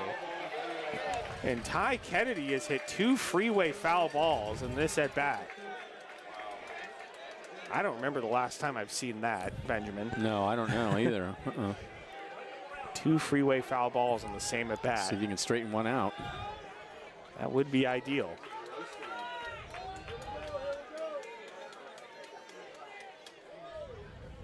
3-2 in the dirt, ball 4. And that gets away from the catcher and ricochets towards the Crabs dugout, and that's going to allow Rivera to go to third. So with the walk, it'll make it first and third with 2 outs. Great job tonight, buddy. I love you. From Mom.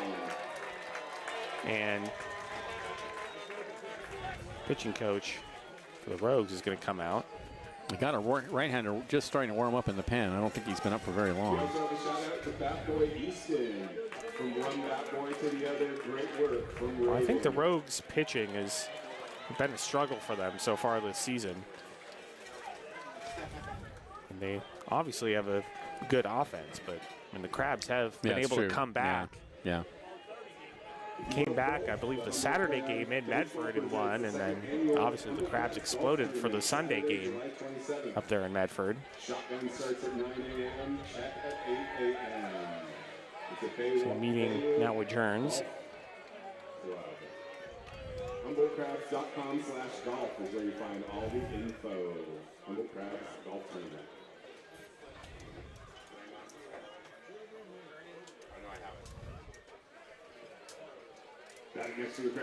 All right, and for Michael McKernan to add on here. 3 runs in here in the bottom of the 4th. Crabs lead it 5-4. Runner goes from first, and the pitch hits McKernan right on the back. And that's going to load the bases.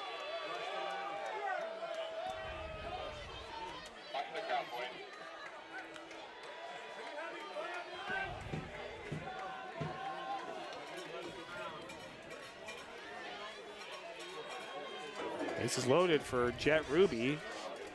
9th man to come up in this inning.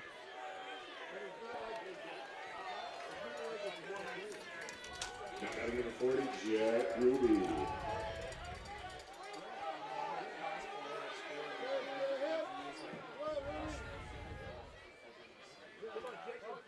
Pitch to Ruby, called strike, 0-1. And that was off the plate outside, but Stephen Young's been calling those consistently, so hard to complain too much. 0-1 is a swing and a miss, and it's 0-2.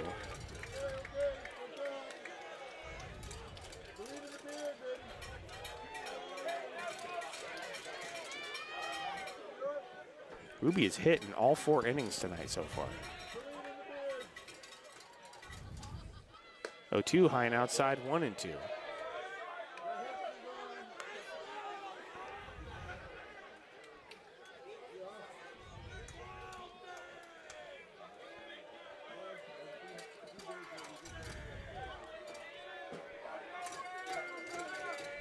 One-two is fouled off at the plate.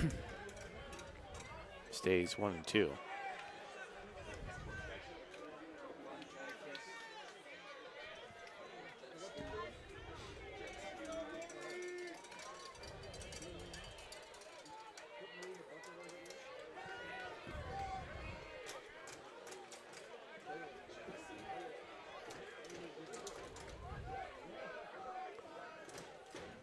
One-two is slapped foul off to the left and out of play. Still 1-2 to Jet Ruby.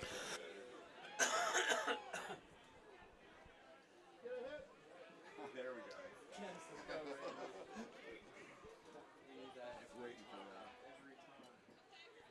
we go. 1-2, ground ball to the right side of the infield. Second baseman plays it on a couple of hops, so to first, and that's going to do it. But not before the Crabs get 3 runs here in the bottom of the 4th and take a 5-4 lead as we head to the top of the 5th.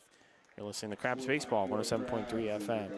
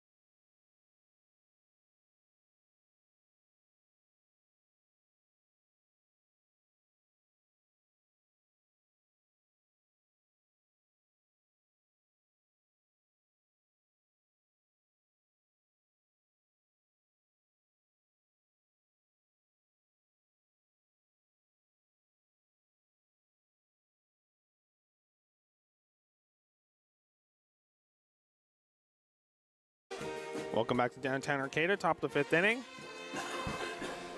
Crabs have a 5-4 lead over the Medford Rogues. And a new pitcher in the ballgame for the Crabs is number 17, Eli Yamanaka. He will face Horner, Meisner, and Navarro. And Yamanaka, let's look at his numbers so far this season. 5th appearance, 8 2/3 innings pitched. He's given up 5 runs, all earned. 4 strikeouts, or 4 walks, 6 strikeouts. And no 1 record. Check on that score in Lincoln, which is very important for the standings. It is actually now tied 3-3, bottom of the 5th inning. And that is very good news for Crabs fans, as of course, as we mentioned before, Crabs fans want the West Coast Kings to beat the Potters. The Lincoln Potters coming into this game a half a game ahead of the Crabs, currently holding 2nd place and a spot in that Pacific Empire League championship game. So good news, 3-3 between the Kings and the Potters, bottom of the 5th in Lincoln. Wish you both could lose. Well, Benjamin, if you want the Crabs to make the Pacific Empire League championship, you want the West Coast Kings to win. I can't tell what I want more. I mean, if they both lose, then I mean, that would be good for the Crabs if they both lost, but that's not possible. It's not a possible thing, no.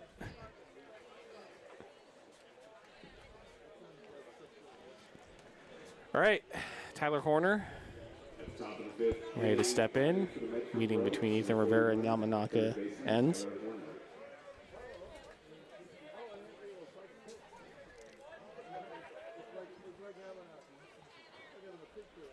Horner is fouled off the plate 0-1.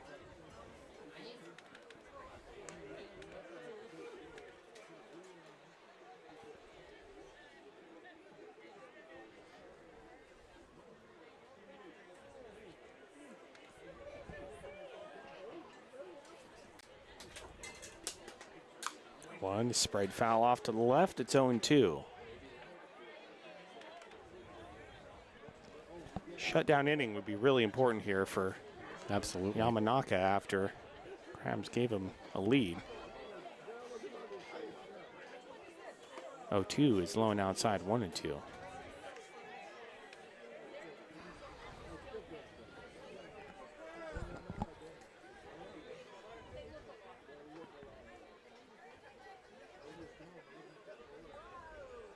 One-two is fouled off the plate and caught a piece of somebody in there. Still 1-2.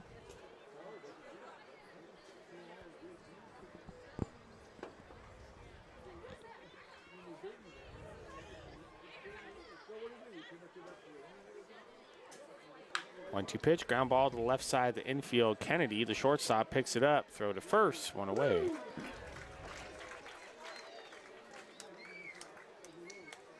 That boy Easton, let's give him a hand. And that's going to bring in Jack Meisner. Next number 13 designated hitter, Jack Meisner.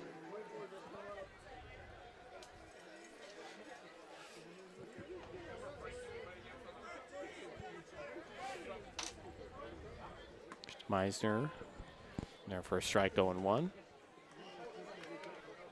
Outside part of the plate.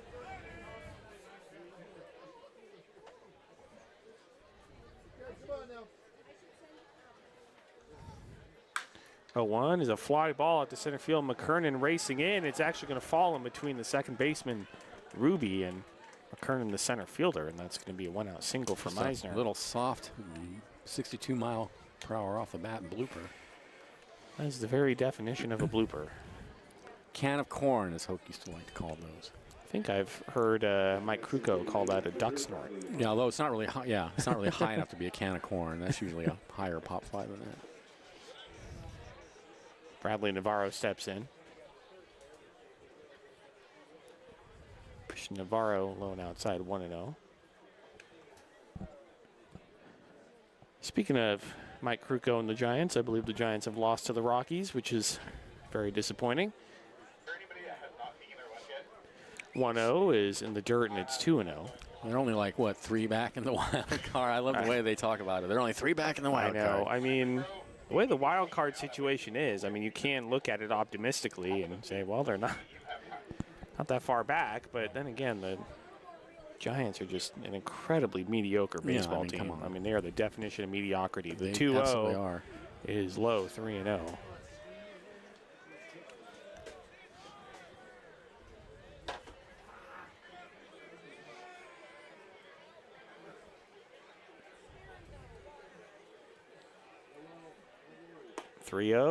And there for a called strike. Just caught the corner. 3-1.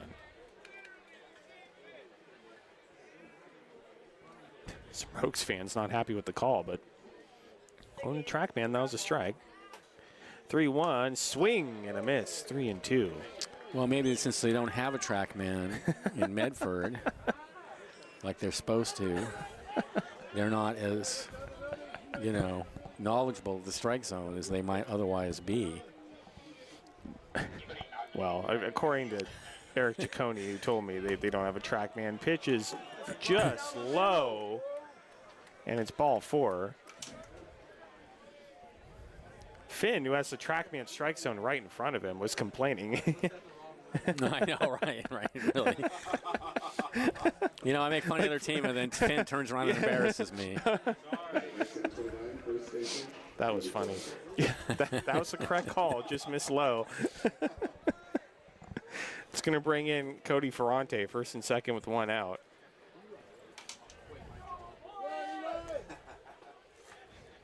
To Ferrante, lone inside, 1-0.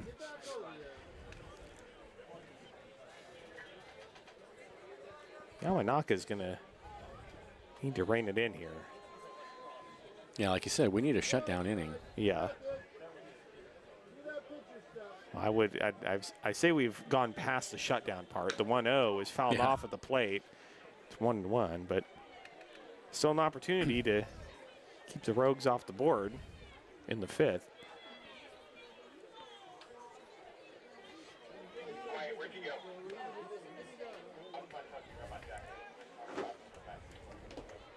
Actually, I have to grab mine, so I'll be out there in a second.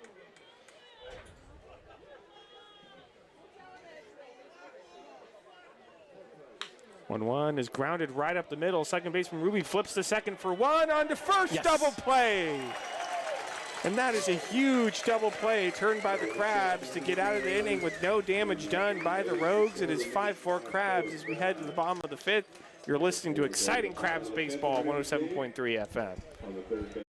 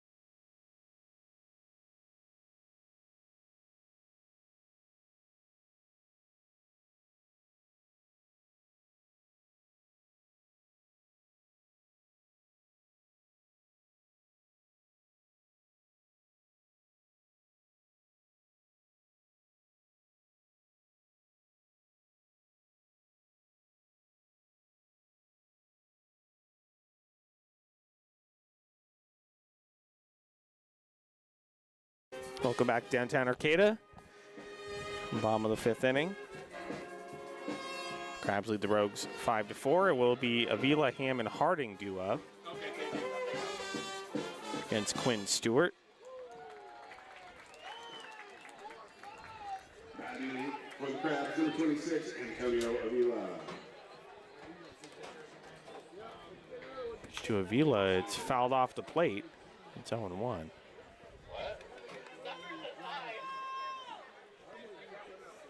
Vila having a great night. Yeah. 2 singles and a triple. He's red hot. Oh, 1, and it's outside, but did he hold his swing? No way. Yes, he did, apparently. I mean, no way he swung, yeah. Yeah. 1-1.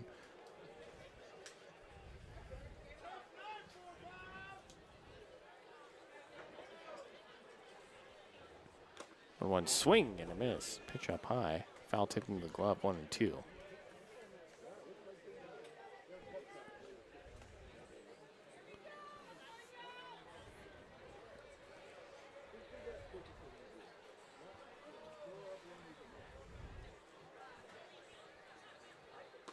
One, 2, misses outside. That was a close pitch. 2-2. Well, and Stephen Young's been calling that pitch a strike.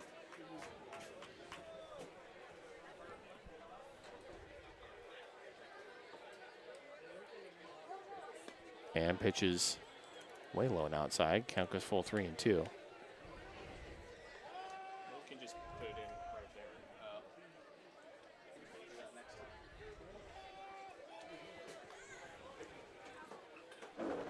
there. 3-2, swing and a miss, strike 3, and it's kind of a 3/4 swing from Avila, who tried to hold up but went around. So 1 away. Next for the Crabs, number 30, Billy Ham. Bring in Billy Ham.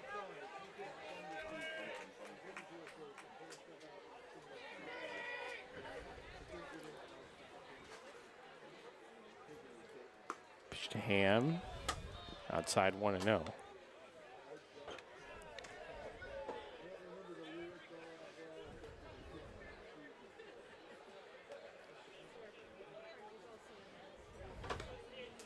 Low and outside 2-0.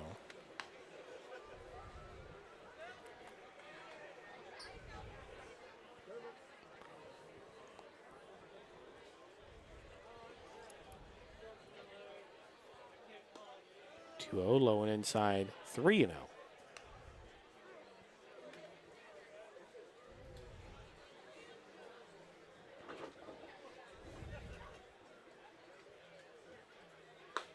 Pitch right down the middle, called strike 3-1.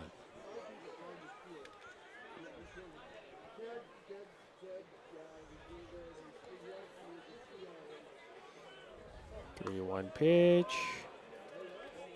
Outside part of the plate, called a strike 3-2.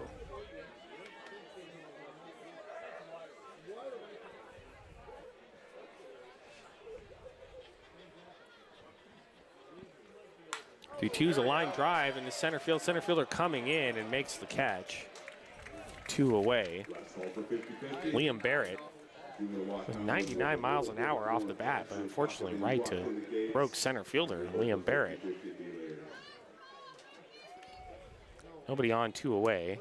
Now batting number 3, Troy. Bring in Troy Harding.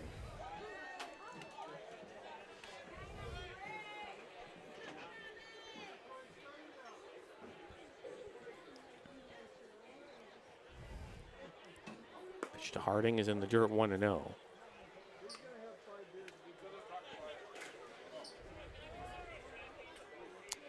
And Brogue's catcher Morrell goes out in front of the plate to relay a message to his pitcher, and then goes back behind the dish, and then now calls time to go out to the mound. 1-0, Jack. 1-0.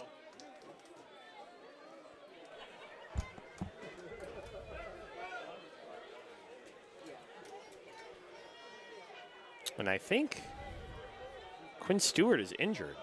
Looks like he's hurt his leg or It something. looked like he hurt himself. I think that's why the catcher went out to the mound. Yeah, I think and he's limping He's now. limping now. Crab's trainer's coming out to check on him, and he looks like he's in a great deal of pain. Oh, yeah, he's going to be helped off the field. Well, that's really unfortunate. That's no good. That's terrible. You really don't want to see that. And he needs help to walk off the field. I mean, he can barely put any weight on Yeah, that's one no of good his at all. legs. I hate to see that. Can't tell which one, but It was hard to tell what happened or what. It didn't look like anything happened. It didn't look like yeah. anything happened. It looked like he was fine. Didn't look like there was anything obvious. But it could just be something as simple as he stepped wrong or rolled an ankle or. Ooh. Yeah, but that looks like he's in a lot of pain, though. That's really terrible. Well, unfortunately, the Rogues are going to have to make an emergency pitching change, and in this case, the pitcher coming in will get as much time as he needs to warm up. So we're going to go back to the studio and take a break as the Rogues make a pitching change. You're listening to Crabs Baseball, 107.3 FM.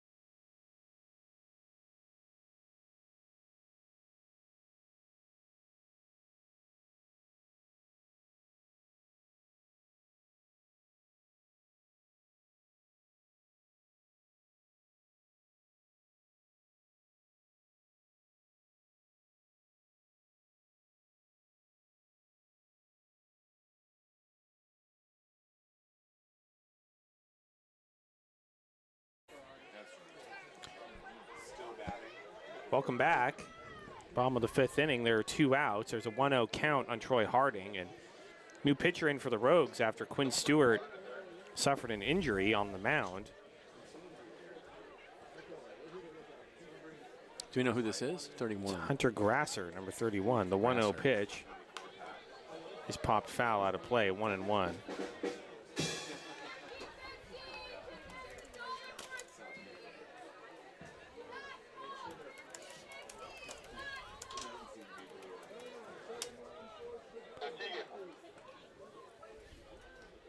The 1-1 pitch is in the dirt, and it's 2-1.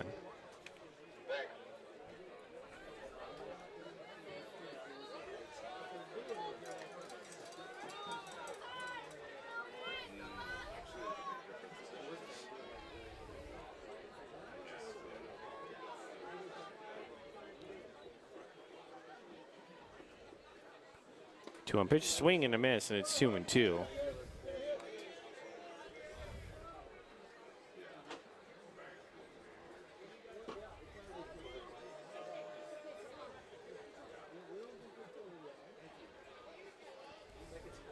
Two pitch and check swing. It gets away from the catcher, and the first base umpire rules he went around, so the catcher has to throw basically from the backstop down to first and completes the out. And that's going to do it here for the Crabs in the bottom of the fifth. The Crabs do end up going in order. Yeah, but they lead 5-4 as we head to the top of the sixth. You're listening to Crabs Baseball, 107.3 FM.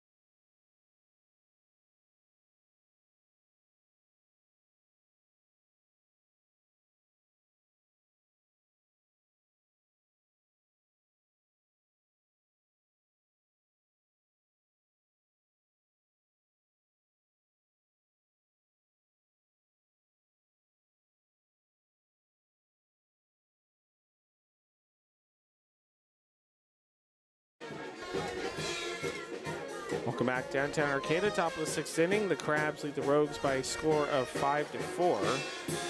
It'll be Marnell, Naylor, and Nidowitz to up for the Rogues against Eli Yamanaka out for a second inning of work.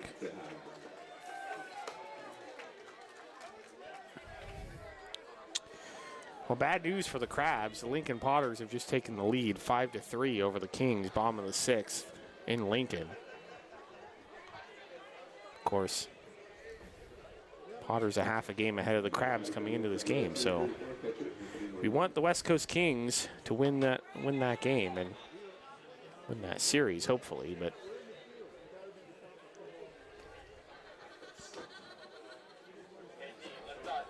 Hall steps in, pitches in the dirt 1-0.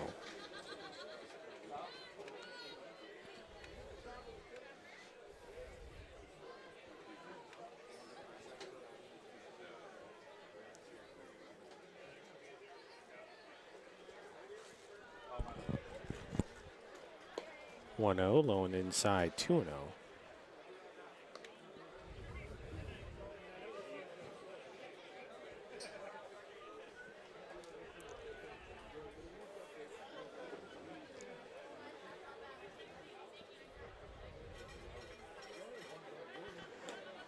Is low, 3-0.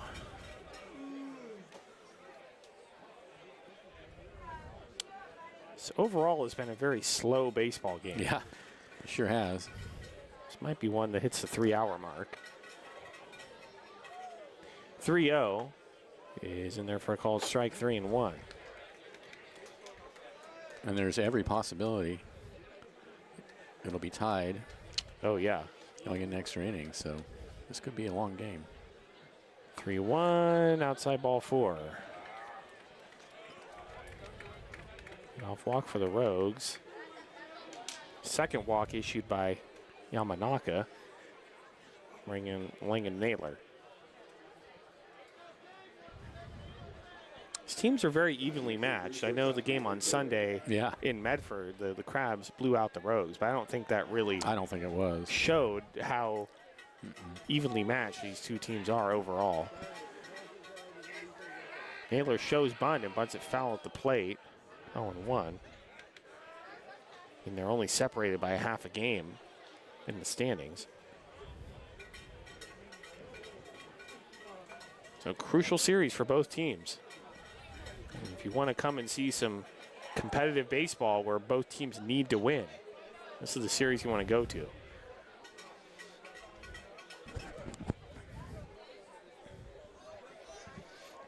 Showing bunt again. And taking up high, 1-1.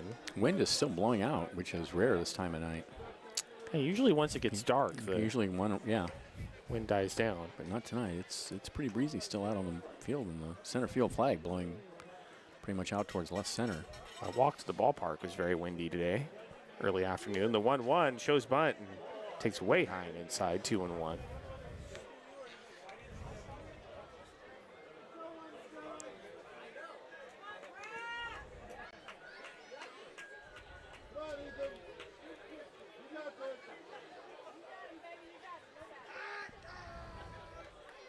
Showing bunt again and taking way outside in the dirt, 3-1. And Yamanaka, I mean, he got out of the last inning with a huge double play, but he's had some control issues.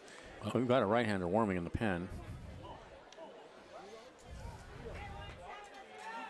And it's been a tough week on Crab's bullpen just because it's a 6-game week. 3-1, and it's bunted right in front of the plate. Yamanaka gets to it, throws down to first, 1 away. And so Naylor executes the sac bunt.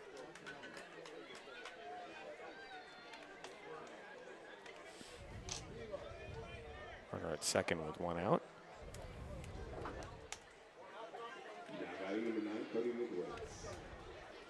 Let's bring in Cody Nidowitz. Usually, if you're not familiar with Crabs baseball, a typical week is 5 games, but this is a 6-game week because of the Tuesday through Thursday series with the Prune Packers. And so that's kind of hard on the Crabs rotation and bullpen.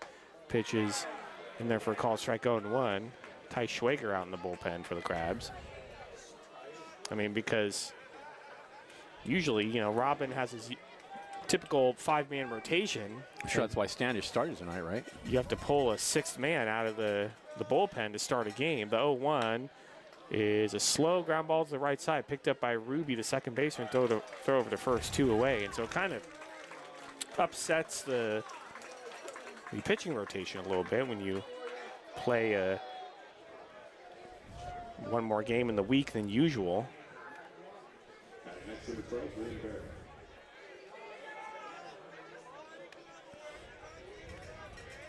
Runner at third with 2 outs. That'll bring in Liam Barrett.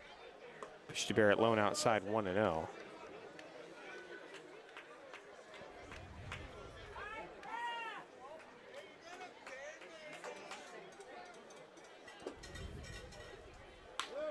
Is a ground ball to Jet Ruby again, second base, throw to first, and that's going to do it. Yamanaka, as I've said, has had some control issues and pitched through some traffic, but has not given up any damage so far. Crabs holding on to a 5-4 lead. So we head to the bottom of the 6th. You're listening to Crabs Baseball, 107.3 FM.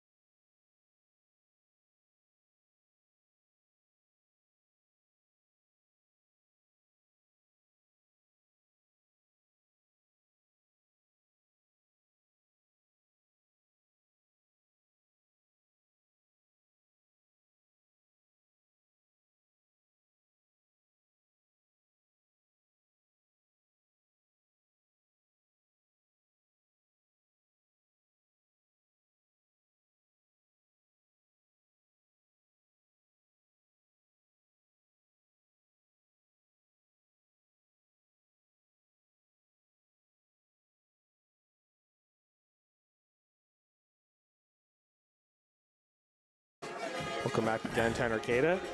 Bottom of the 6th inning. The Crabs lead the Rogues by a score of 5-4. It'll be Felix, Coloma, and Rivera due up against Hunter Grasser.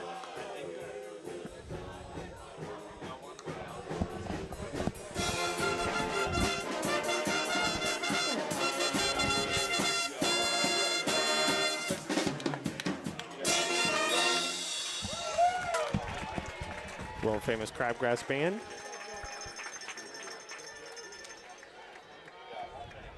Great ball game. Should be a great series. It's going to be a great series. If you're on the fence about coming out tomorrow night at 6:30 or Sunday at 12:30, this is a series to go to. As I said, both teams are desperate to win. It's not always the case. Pitch to Felix is low, 1-0.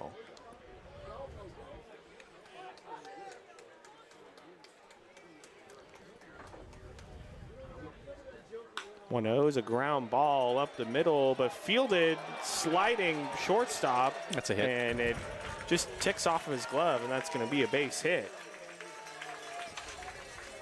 Hit deep into the hole. Just to the left of second base. And the shortstop, Naylor, went into a slide on one knee and almost made a really good play to keep it from going into the outfield, but just ticked off his glove a little bit. I don't know if he would have got Javi Felix. Off single for the Crabs. Bring in Keone Coloma. Javi goes, pitches low and inside to throw down to second on a hop, and Felix is going to steal second. Pitch was called a strike.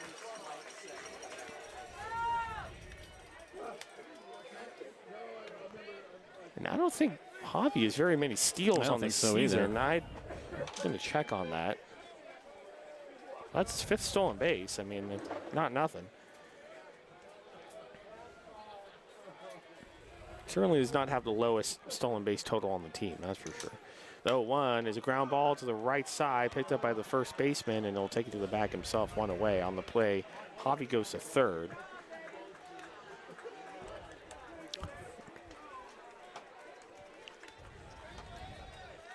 They're at third with 1 out.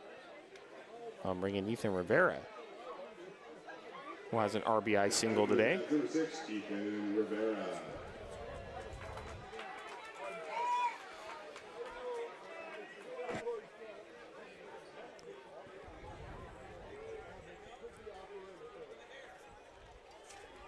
To Rivera, a fly ball out to right center field. Coming in is the Rogues right fielder. He'll make the catch, tagging up from third and going for the plate is Javi Felix to play at the plate, and he is going to be safe. And the Crabs lead it 6-4.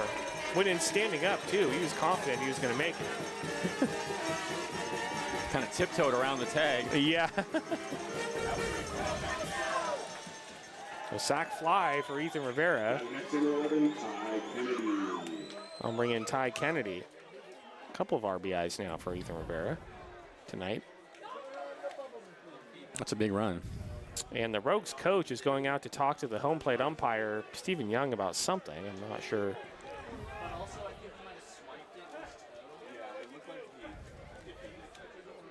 And they didn't appeal, so. Pitch to Kennedy is low and outside, 1-0.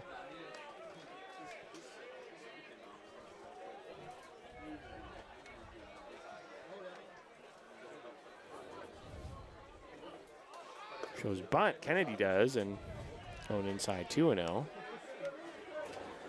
Nobody on, 2 outs.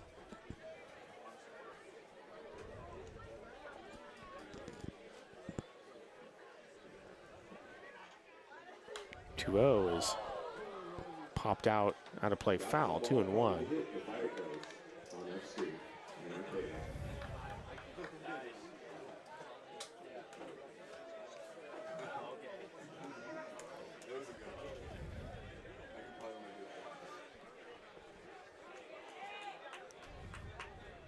2-1, misses outside, 3-1.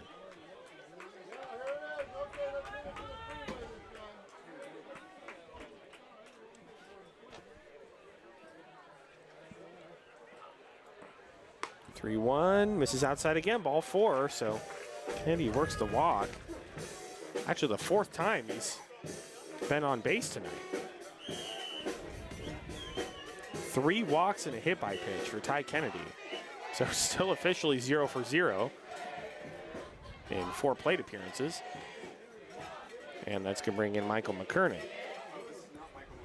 And we have a pinch hitter. This is Keenan Morris. Now batting number 9, Keenan Morris. Which, Robin Guyver's talking to the home plate umpire. Maybe he didn't let him know that Keenan was pinch hitting, which you'd think Stephen Young would have figured out by now. That's right.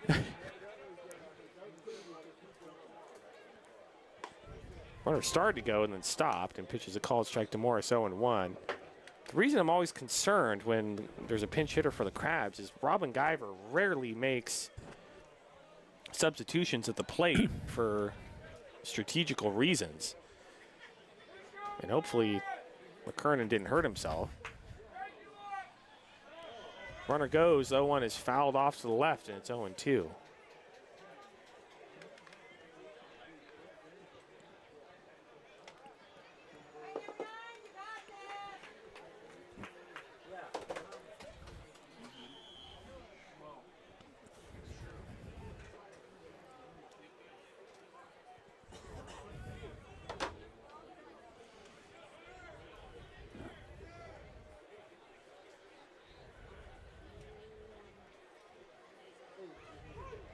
Time is called right before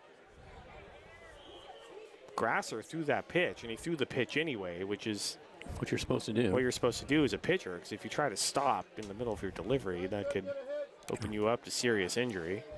But pitchers understandably do not like it when that happens. There goes again, though. 2 is up high. The throw down to second, and he is safe. Ty Kennedy steals second. I think the Crabs are starting to realize that they can run pretty pretty easily much at will. Yeah. on the Rogues catcher, Marnell. Or the pitcher. Or the pitcher, yeah. But, I mean, the throws from Marnell down to second base have not been very strong. No, they haven't. No.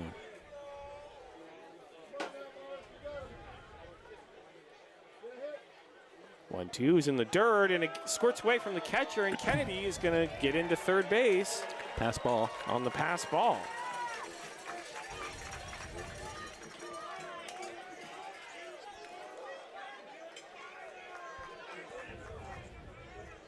And the Crabs really employing small ball method tonight.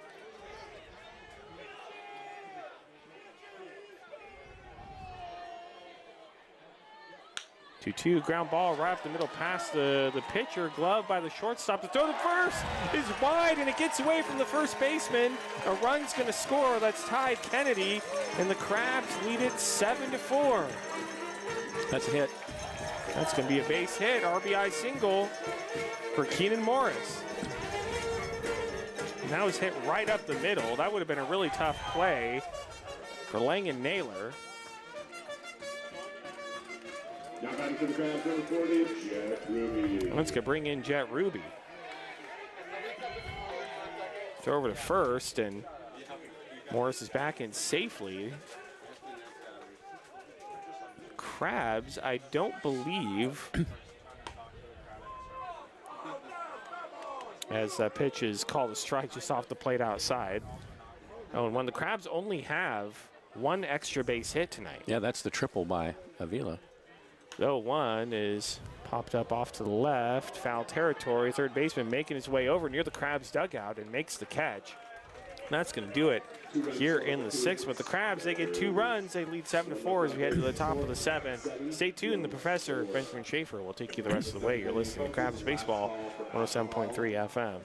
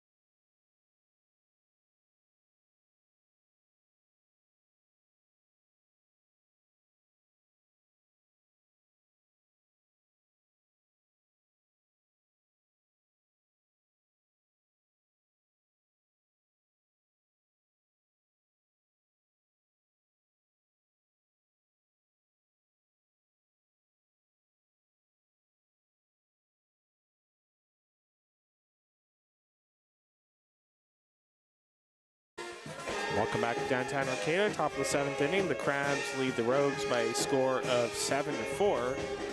The Jones, Horner, and Meisner do up against Ty Schwager, I believe, is the new pitcher in the game for the Crabs. And now here to take you the rest of the way is the Professor, Benjamin Schaefer. Thanks, Liam. Crabs leading 7-4. 7 runs, 10 hits. No errors for the Crabs. 4 runs, 6 hits, 2 errors for Medford. From Washington State University, number 24, Ty Schwager. So Ty Schwager hasn't pitched in a while, as far as I know, right? Yeah, I believe you're right. He has stats here. Schwager so far on the season, 8th appearance, 14 innings pitched. He has given up 9 runs, only 7 of those are earned. 13 walks, 15 strikeouts, 2-0 record, and a 4.50 ERA.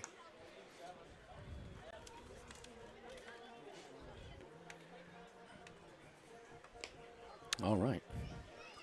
Here we go. Here's Jones. He's 1 for 2 with a double. Well, not to bring any more bad news, but the Lincoln Potters have extended their lead over the West Coast Kings 9-3, ball up on the 7th. So, well, that's a done deal. That is unfortunate for the Crabs and Crabs fans, because if the Crabs hold on to win this game, they would still be a half a game back. Are we playing? We're not playing Lincoln again, is that No, right? we are not, unfortunately. So no chance to. So we just need to hope that results can go our way. The good news is that the Potters play the Prune Packers. There's a strike on the inside corner to Jones, 0-1. Play the Prune Packers coming up Tuesday, Wednesday this next week. And if the Prune Packers do what they're supposed to do, And a fastball misses away. what they've been doing all season, which is win baseball games, that would be beneficial to the Crabs, should the Crabs be taking care of business themselves. 1-1 pitch is swung on and missed, 1-2. Boy, how fast is Schwager throwing? It looks like he throws pretty hard. Upper 80s, I believe. Yeah, 89 is yeah. that last pitch. Here's the pitch. Ooh, he misses way inside. I think the count is 2-2. 2-2.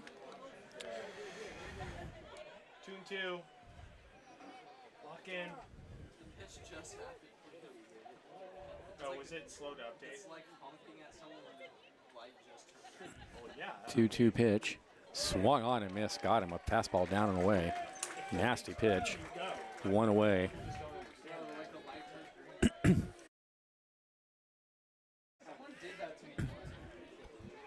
Here's Horner. He's 0 for 3.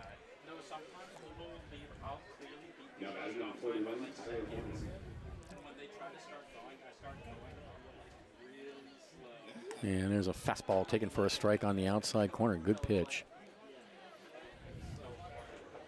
0-1. Well, I see someone I want to kick out of the ballpark. The kid can stay, right? Yeah, the kid could stay, but Next pitch misses away. the dad has 1-1. to go. Dad's got to go. He's not only wearing the LA hat, he's wearing a hat that says Dodgers on it, Yeah. which I think is somehow worse. 1-1 to count. Fouled out of play. And that poor little girl's going to grow up to be a Dodger fan. I know. What? It's just so sad. Really breaks my heart. 1-2 the count. And pitch. Grounded in the hole on the right side and through for a base hit. Just rolled it right past Ham over there at first. So a single for Horner. And with 1 out and Horner at first, here's Meisner. He's 2 for 3.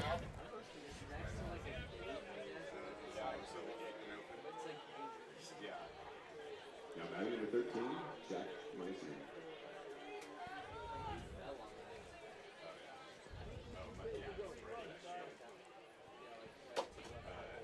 Here's the pitch. And it's a fastball low.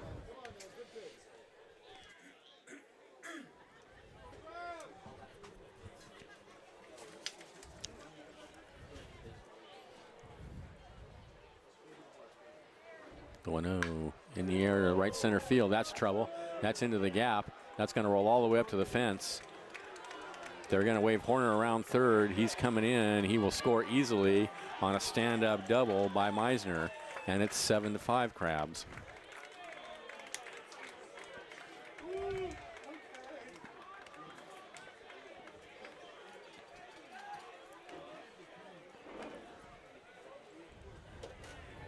Now, pitching might be the weak link for the Rogues, but they still got a pretty good offense. And That ball was tagged.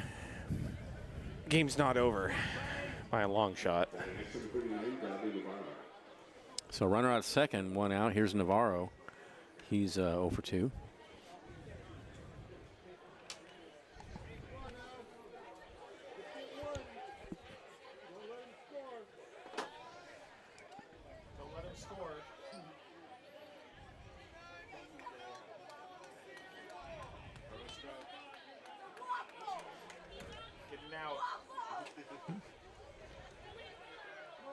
And the pitch. Swung on and missed.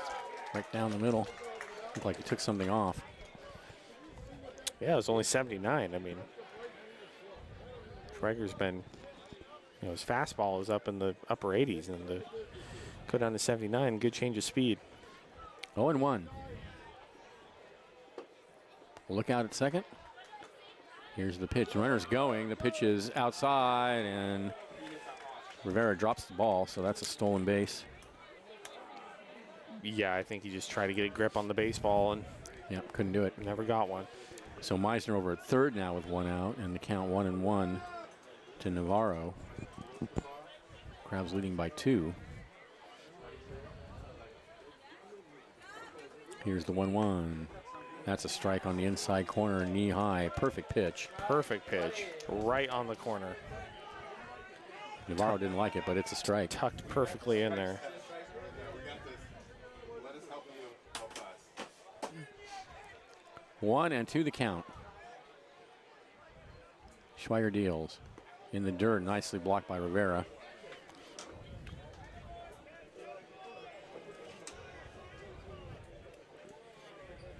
Two and two.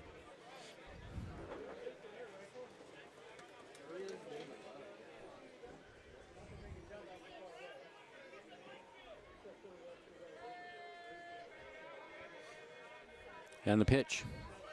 Fouled up against the screen, just missed it.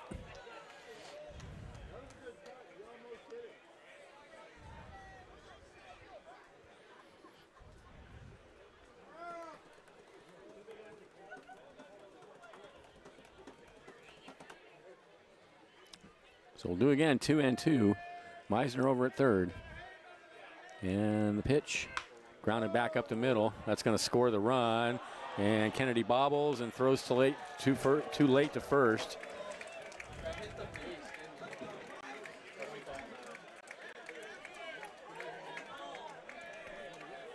I think that's a hit. Yeah.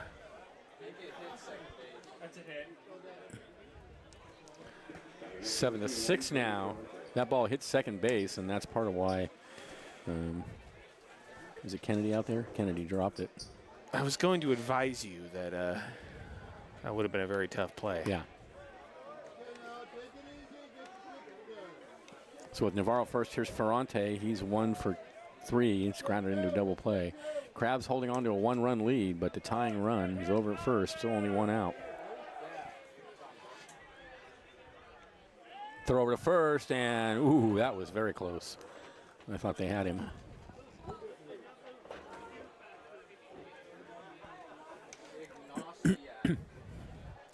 Blake Ignatiak warming up in the Crabs bullpen. We pitched 2 nights ago. Runners going. The 1-0 is way high. The throw down to second is not in time. Well, they are running wild for both they teams are tonight. So now Navarro in scoring position with the count 2-0 to Ferrante. This is the type of game where if you're keeping a paper scorebook, it is getting very messy. Not mine. I know, yours is perfectly neat. My paper scorebook would be very messy.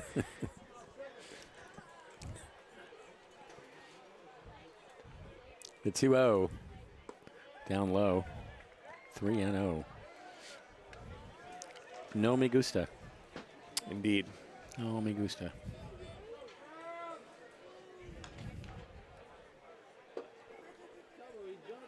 The 3-0 pitch. He walks him on 4 pitches. Yeah, don't walk people. No more walks, please. Don't do it. And now Rivera out to the mound, and also Felix. And is that Robin coming out? That's Eric No, Giacone. that's Eric, okay.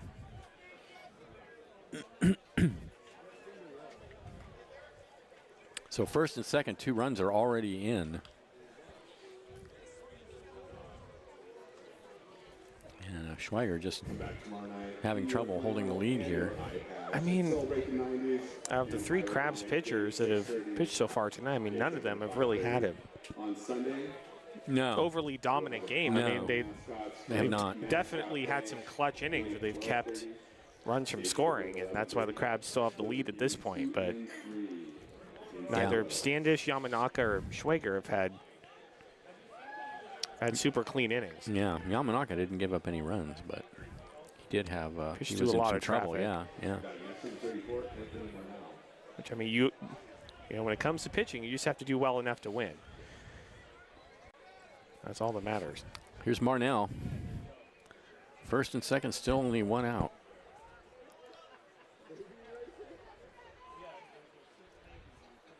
And the pitch. Misses low and inside.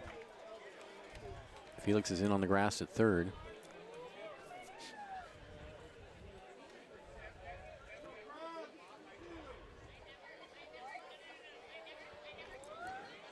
A 1-0. Fouled over the third base coach's head. 1-1.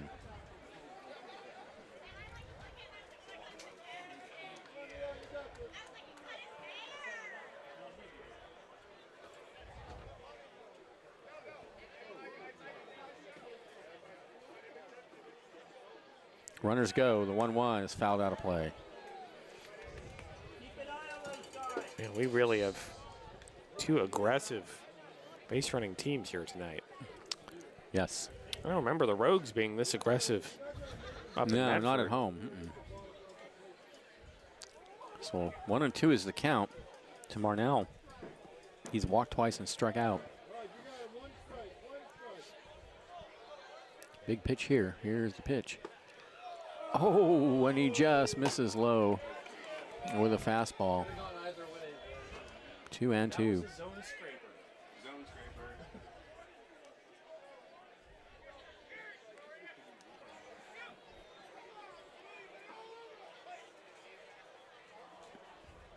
2-2 pitch. Misses low and outside, and the count goes full. Ay. Ooh.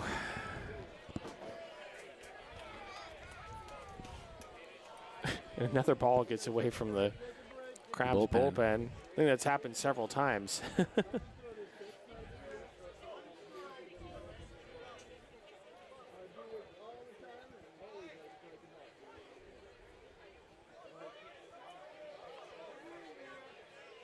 3-2 the count. Here's the pitch.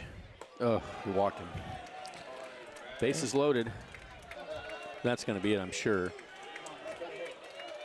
Well, Crabs pitchers are doing their part to keep the fans' blood pressure And high. here comes Robin. I knew it. Yep, that's it. That's going to be it for Schweigert. Yeah, it's going to be Ignatiak coming in, who's been outstanding. So let's go back to the studio for a break while Ignatiak takes his warm-up pitches. This is Crabs Baseball, 107.3 FM.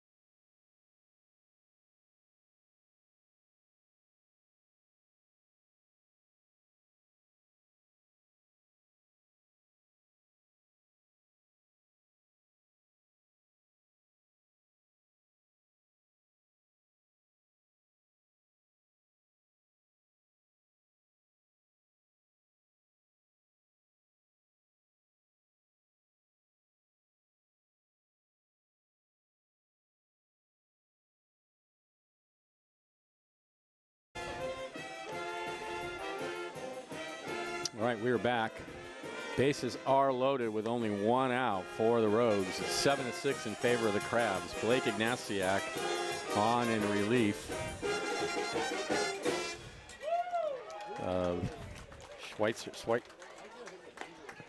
Schweigert, thank you. 12th appearance for Ignatiak. 21 1/3 innings pitched. He's only given up 6 runs. Only 3 of those are earned.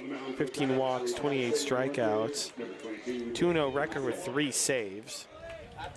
That's 3 out of the 5 saves on the team. And an ERA of 1.26. So, no, for he's in a high-pressure situation here. very obvious reason why Rowan Guyver is putting him in with bases loaded, 1 out, and only a 1-run lead. So here's Naylor. He's 0 for 2. Going to be a pinch hitter for Naylor. So this is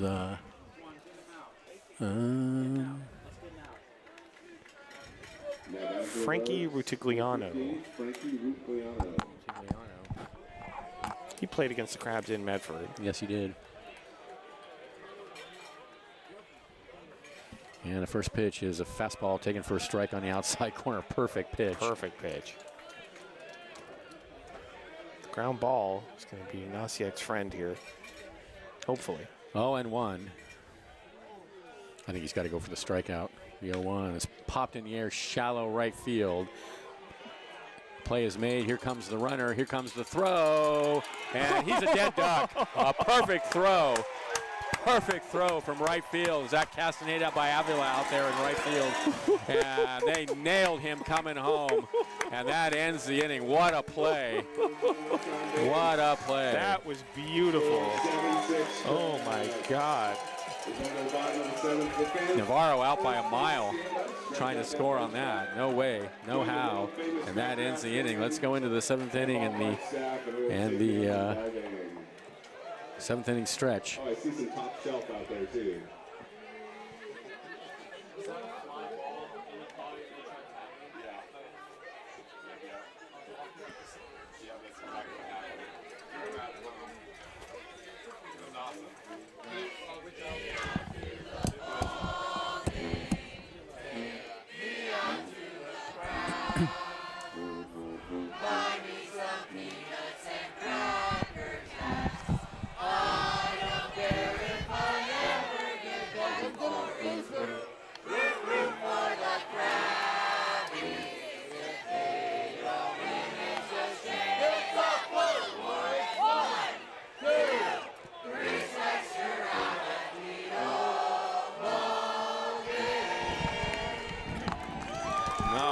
What a play by Avila out in right field. He's player of the game. He's done it at the bat, and that was a game-saving throw right there. Well, I mean, if the Crabs hold on to win and the Crabs spot in the Pacific Empire League Championship comes down to 1 game, I mean, that could be the play of the season. Yep, and that was just right on the money. A perfect throw home. And Rivera applying the tag.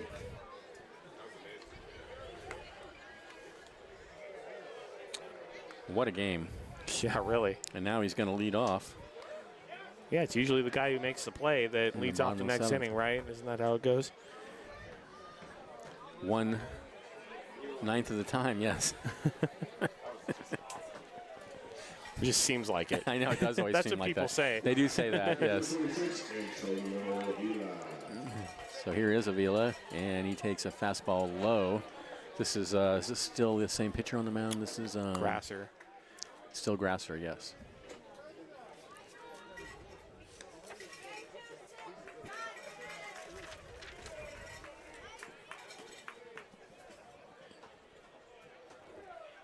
The 1-0. Ooh, hammered, but foul out onto the freeway.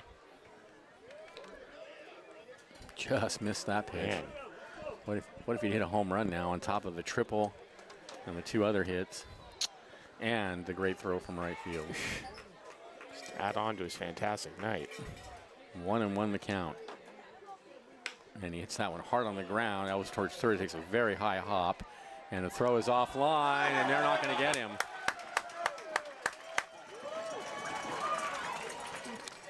That's going to be an error on the third baseman. I don't even need to consult with Benjamin on that. Horner over there, that ball took he just pounded that into the grass, and it took a huge high hop. Yeah, that was a Velo through that. Yeah. So here's Ham. And now throw over to first, and Avila's back.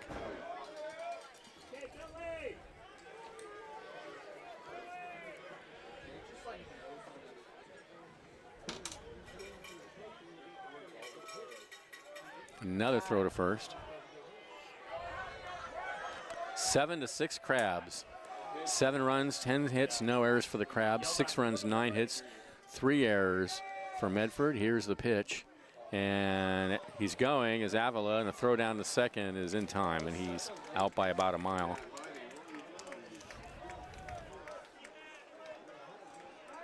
One away. The pitch was called a ball. Avila did not have a good jump at all. The 1-0. Off the bat, now to play. They had been running wild on Marnell, but not that time. Obviously a much better throw than his previous throws down to second. The 1-1 pitch. Swung on and missed. A big cut from Ham. Ham tonight is 1 for 4.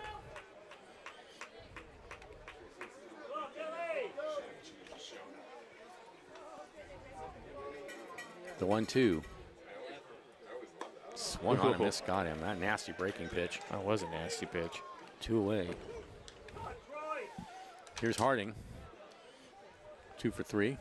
Batting next to the 3, Troy Harding.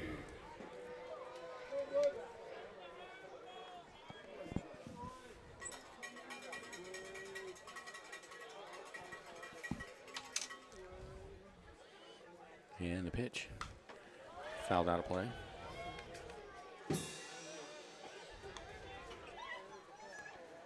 Jack, there are 2 outs.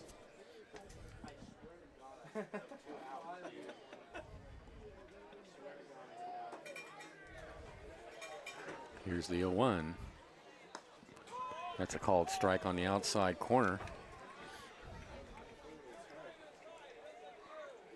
0-2 now to Harding. Nobody, 2 outs, nobody on. Crabs leading 7-6 in the bottom of the 7th. Here's the pitch. And it rides high with a fastball.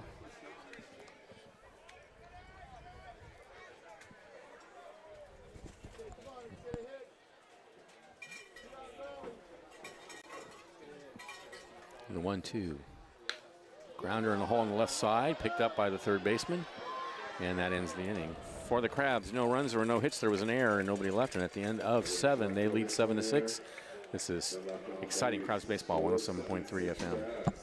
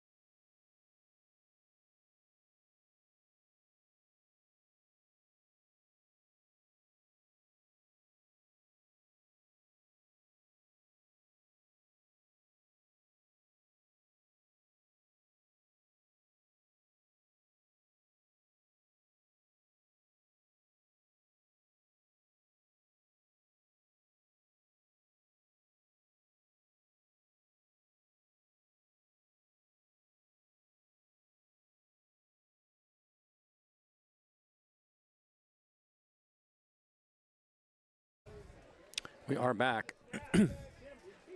Top of the 8th inning. It'll be the top of the order for Medford, Nidowitz, Barrett, and Jones, with the Crabs leading 7-6.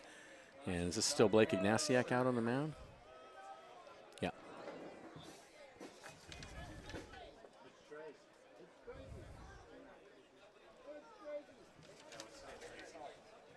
All right, here's Nidowitz. He's 0 for 2. A couple of walks. Batting for the Rogues, number 9, Cody Niederwitz.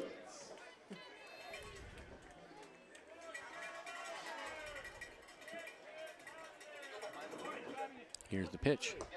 And he takes a fastball at the knees for a called strike.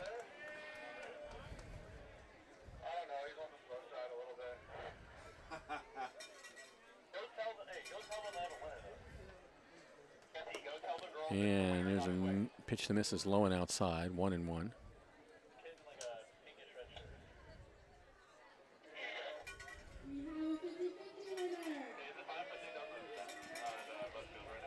The 1-1 is a strike at the knees, 1-2.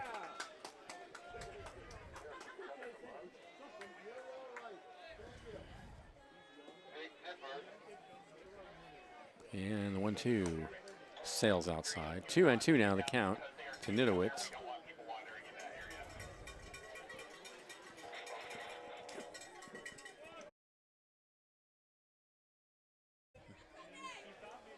From the set, here comes the 2-2. Swung on and missed. One away. Here's Barrett. He's 2 for 4.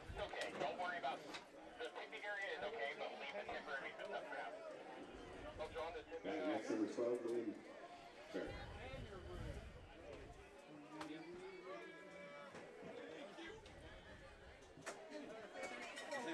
And the pitch right over the heart of the plate for a called strike on the inside corner. A great pitch.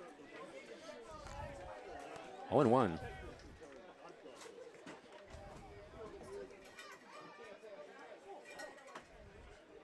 The 0-1 hit on the ground on the right side. Ham's got it. He tosses. Oh, and Ignasiak drops the ball. That's an error on Ignasiak. E1.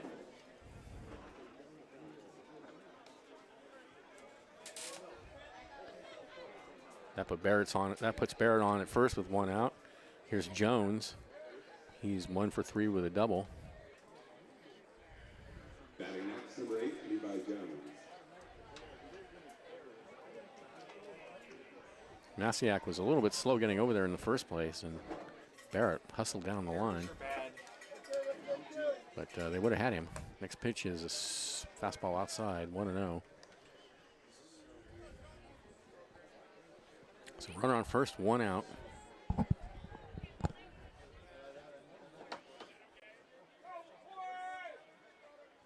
the 1-0 misses low and outside.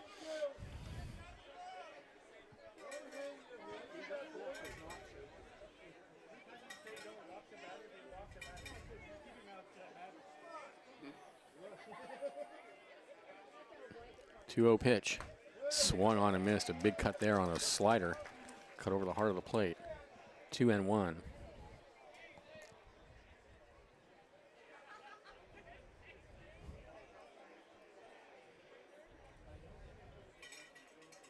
The 2-1 is hit on the ground out to short. Could be 2. Second and 1. Back to first. And it's a 6-4-3 double play. That ends the inning. No runs, there were no hits, there was an error, nobody left, and at the end of 7.5, it's 7-6 Crabs. This is exciting Crabs baseball, 107.3 FM.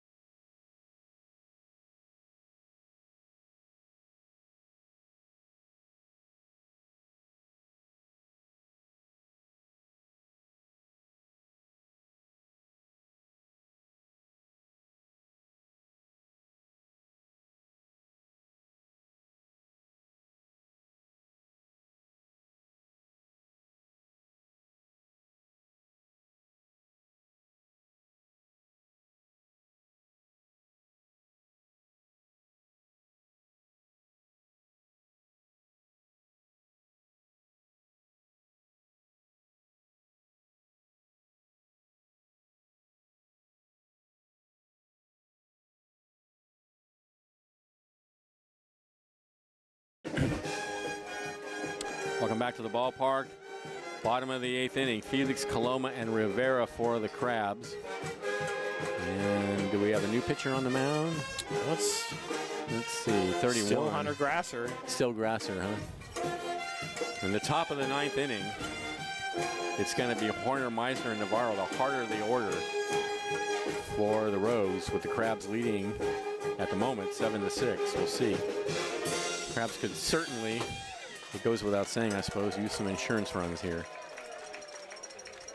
Felix is 1 for 4 with a run scored. Number 28, Javier Felix. And here's the pitch. It's a breaking pitch outside, 1-0. Reference.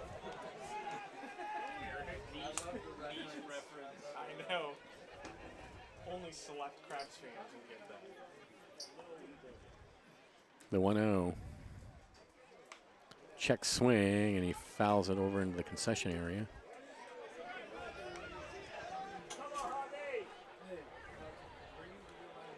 One and one to Felix.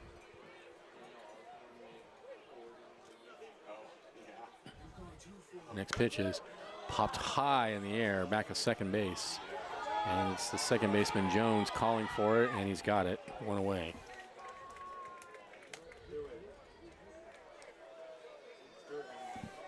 One out for Coloma. 1 for 2. A couple of walks and a run scored. Number 39, Giovanni Coloma.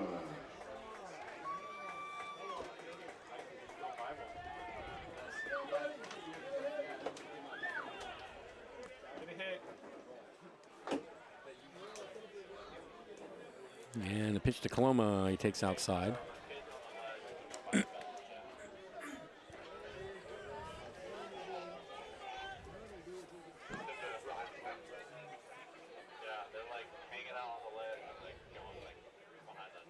One 0. Ooh, breaking pitch, swung on and missed. 1-1. Good pitch.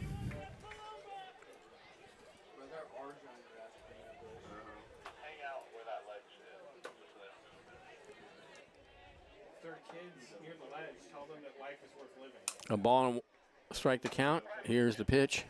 Right down the middle for called strike 2.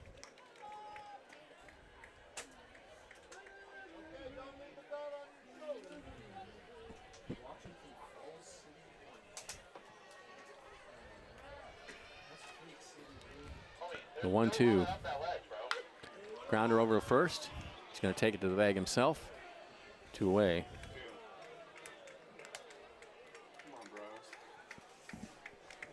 That brings Rivera to the bat.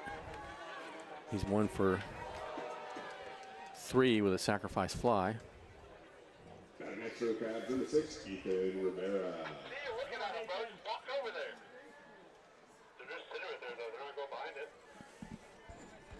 Yeah, but they're not allowed to be in that little area because it's the ledge and they fall off in the ledge. Here's the pitch, and it's a breaking pitch in there. I guess low, just low.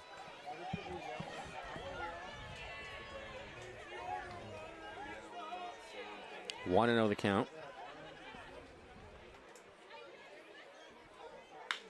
Lined in the left field, and that's going to be played on a hop by Nidowitz. So a single for Rivera. Second hit of the night for him. And here's Ty Kennedy. Kennedy's been on base 4 times, but he's not made contact. He's walked 3 times and been hit by a pitch. Which is why on-base percentage is more important than batting average.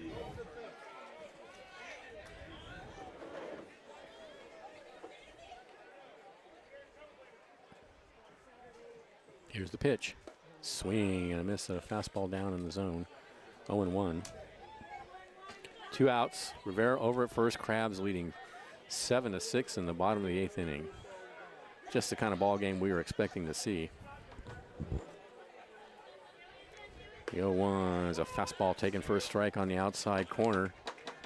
And now Kennedy in an 0-2 hole.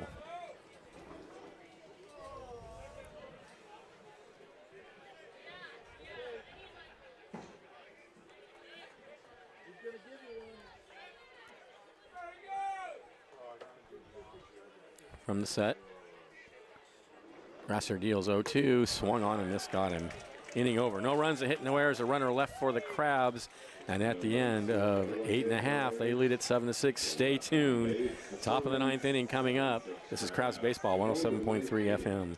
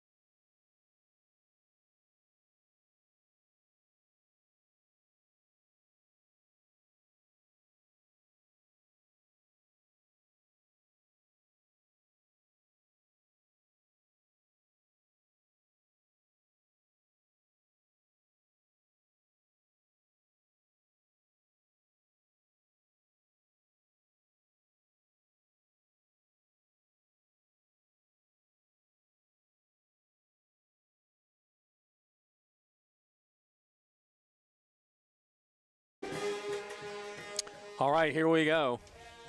Top of the 9th inning. Crabs leading by a run. Blake Ignasiak back out on the mound looking for the save. It's going to be the heart of the order. Horner, Meisner, and Navarro for the Rogues. Crabs win. They go a game and a half ahead of the Rogues and remain a half a game behind the Potters. They lose. They fall behind the Rogues by a half game. And the Potters are now leading the West Coast Kings 11-3, top of the 9th. So I think that result is pretty much done. Yeah. So even if the Crabs win, like you said, they would still remain a half game behind in 3rd place.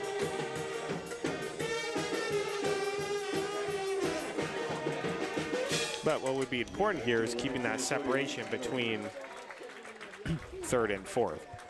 So here's Horner. He's 1 for 4.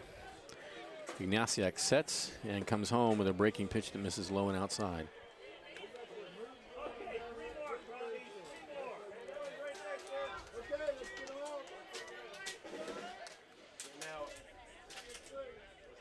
The 1-0.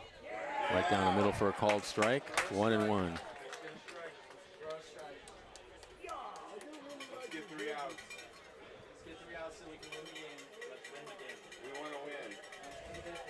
We want to win. The 1-1 sways at a pitch down and away. 1-2 now to Horner. How many saves does Ignasiak have already? 3. 3. Looking for his 4th in a big game, in a big spot. 1-2 the count. And they're swung on and missed. Got him. 1 away. That was nasty. Slider down and in at the feet. Here's Meisner. He's 3 for 4 with a double. Next number 13, Jack Meisner.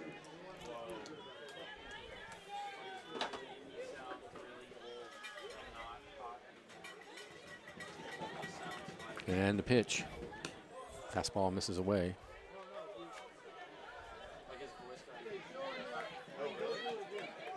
1-0 the count to Meisner. Navarro on deck. The 1-0 is in there for a strike on the inside corner. He's just got that sweeping off-speed pitch that cuts right across the heart of the plate to the left-handed hitter. Very difficult. Bearing in, that's hard to take. 1-1. There it is again, and he hits it in the air to right field and deep, going back, and it's up against the base of the wall. He's going for 2. Here comes the throw, and he's out. Another great throw by Anthony in right field. That's the second time he's nailed somebody on the base paths. A brilliant throw off the wall. Dead duck at second base. Wow. This is Avila's game. Yikes. He can't believe it. Well, yeah, Meisner is convinced that he was safe. No way. 2 away. Wow. Anthony Avila has put on a show for Crabs fans today. Oh, man. Wow. Wow. Here's the pitch. Fastball away now to Navarro, who's the last hope for the Rogues. I'm blown away by that throw. He just spun right off the base of the wall. And what a night. That's saved the unbelievable. run at home with a great throw. Saved that. Tying run out at second with a great throw. The fastball misses away. 2-0 now. I don't care what your opinion is. It doesn't matter.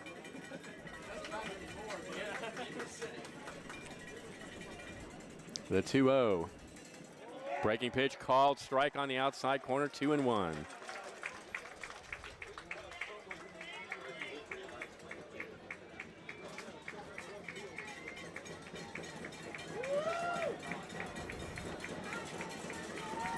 Two-one pitch.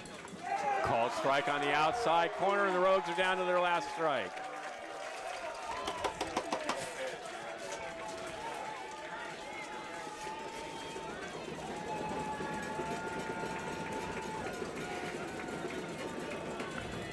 Swung on and missed. Ball game over. Crabs win it. Antonio Avila, though. Foul tip, foul tip. Foul tipped it. Yikes. Game's not over yet.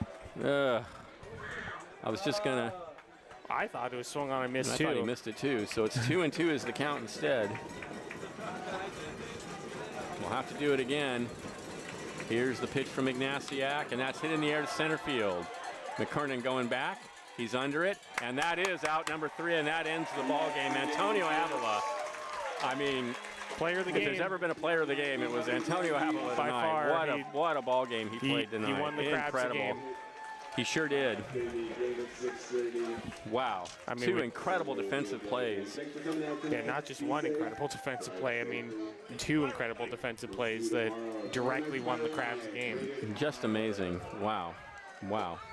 And What a a huge ball win. game. Huge win. Huge win for the Crabs there in victory. 7 runs, 11 hits, 1 error for the Crabs. 6 runs, 9 hits, 3 errors for the Rogues. Crabs stay a half game behind the Lincoln Potters, and they gain a game and a half now on the Rogues. Wow. Well, just the kind of game we expected. And 2 more that I think will be pretty similar in the next couple of days, Liam. Yep, very exciting ball game. It's going to be a very exciting series. Rogues are going to be desperate tomorrow. I mean, they need to win at least one game in this series, I think, to stay in contention. I mean, if they lose the series, it's going to be very difficult for them. So, all righty. Well, tomorrow night, 6:30, I'll be here. Liam will not be here, right? yep, it'll be Aaron Donaldson. Me and Aaron tomorrow, and then Liam will be back Sunday. But anyway, till then, Crabs fans, make your plans to be out here. Some great baseball happening here at the Arcata Ballpark. Till then, Benjamin Schaefer, Liam Warner, thanks for listening. Crabs Baseball, 107.3 FM.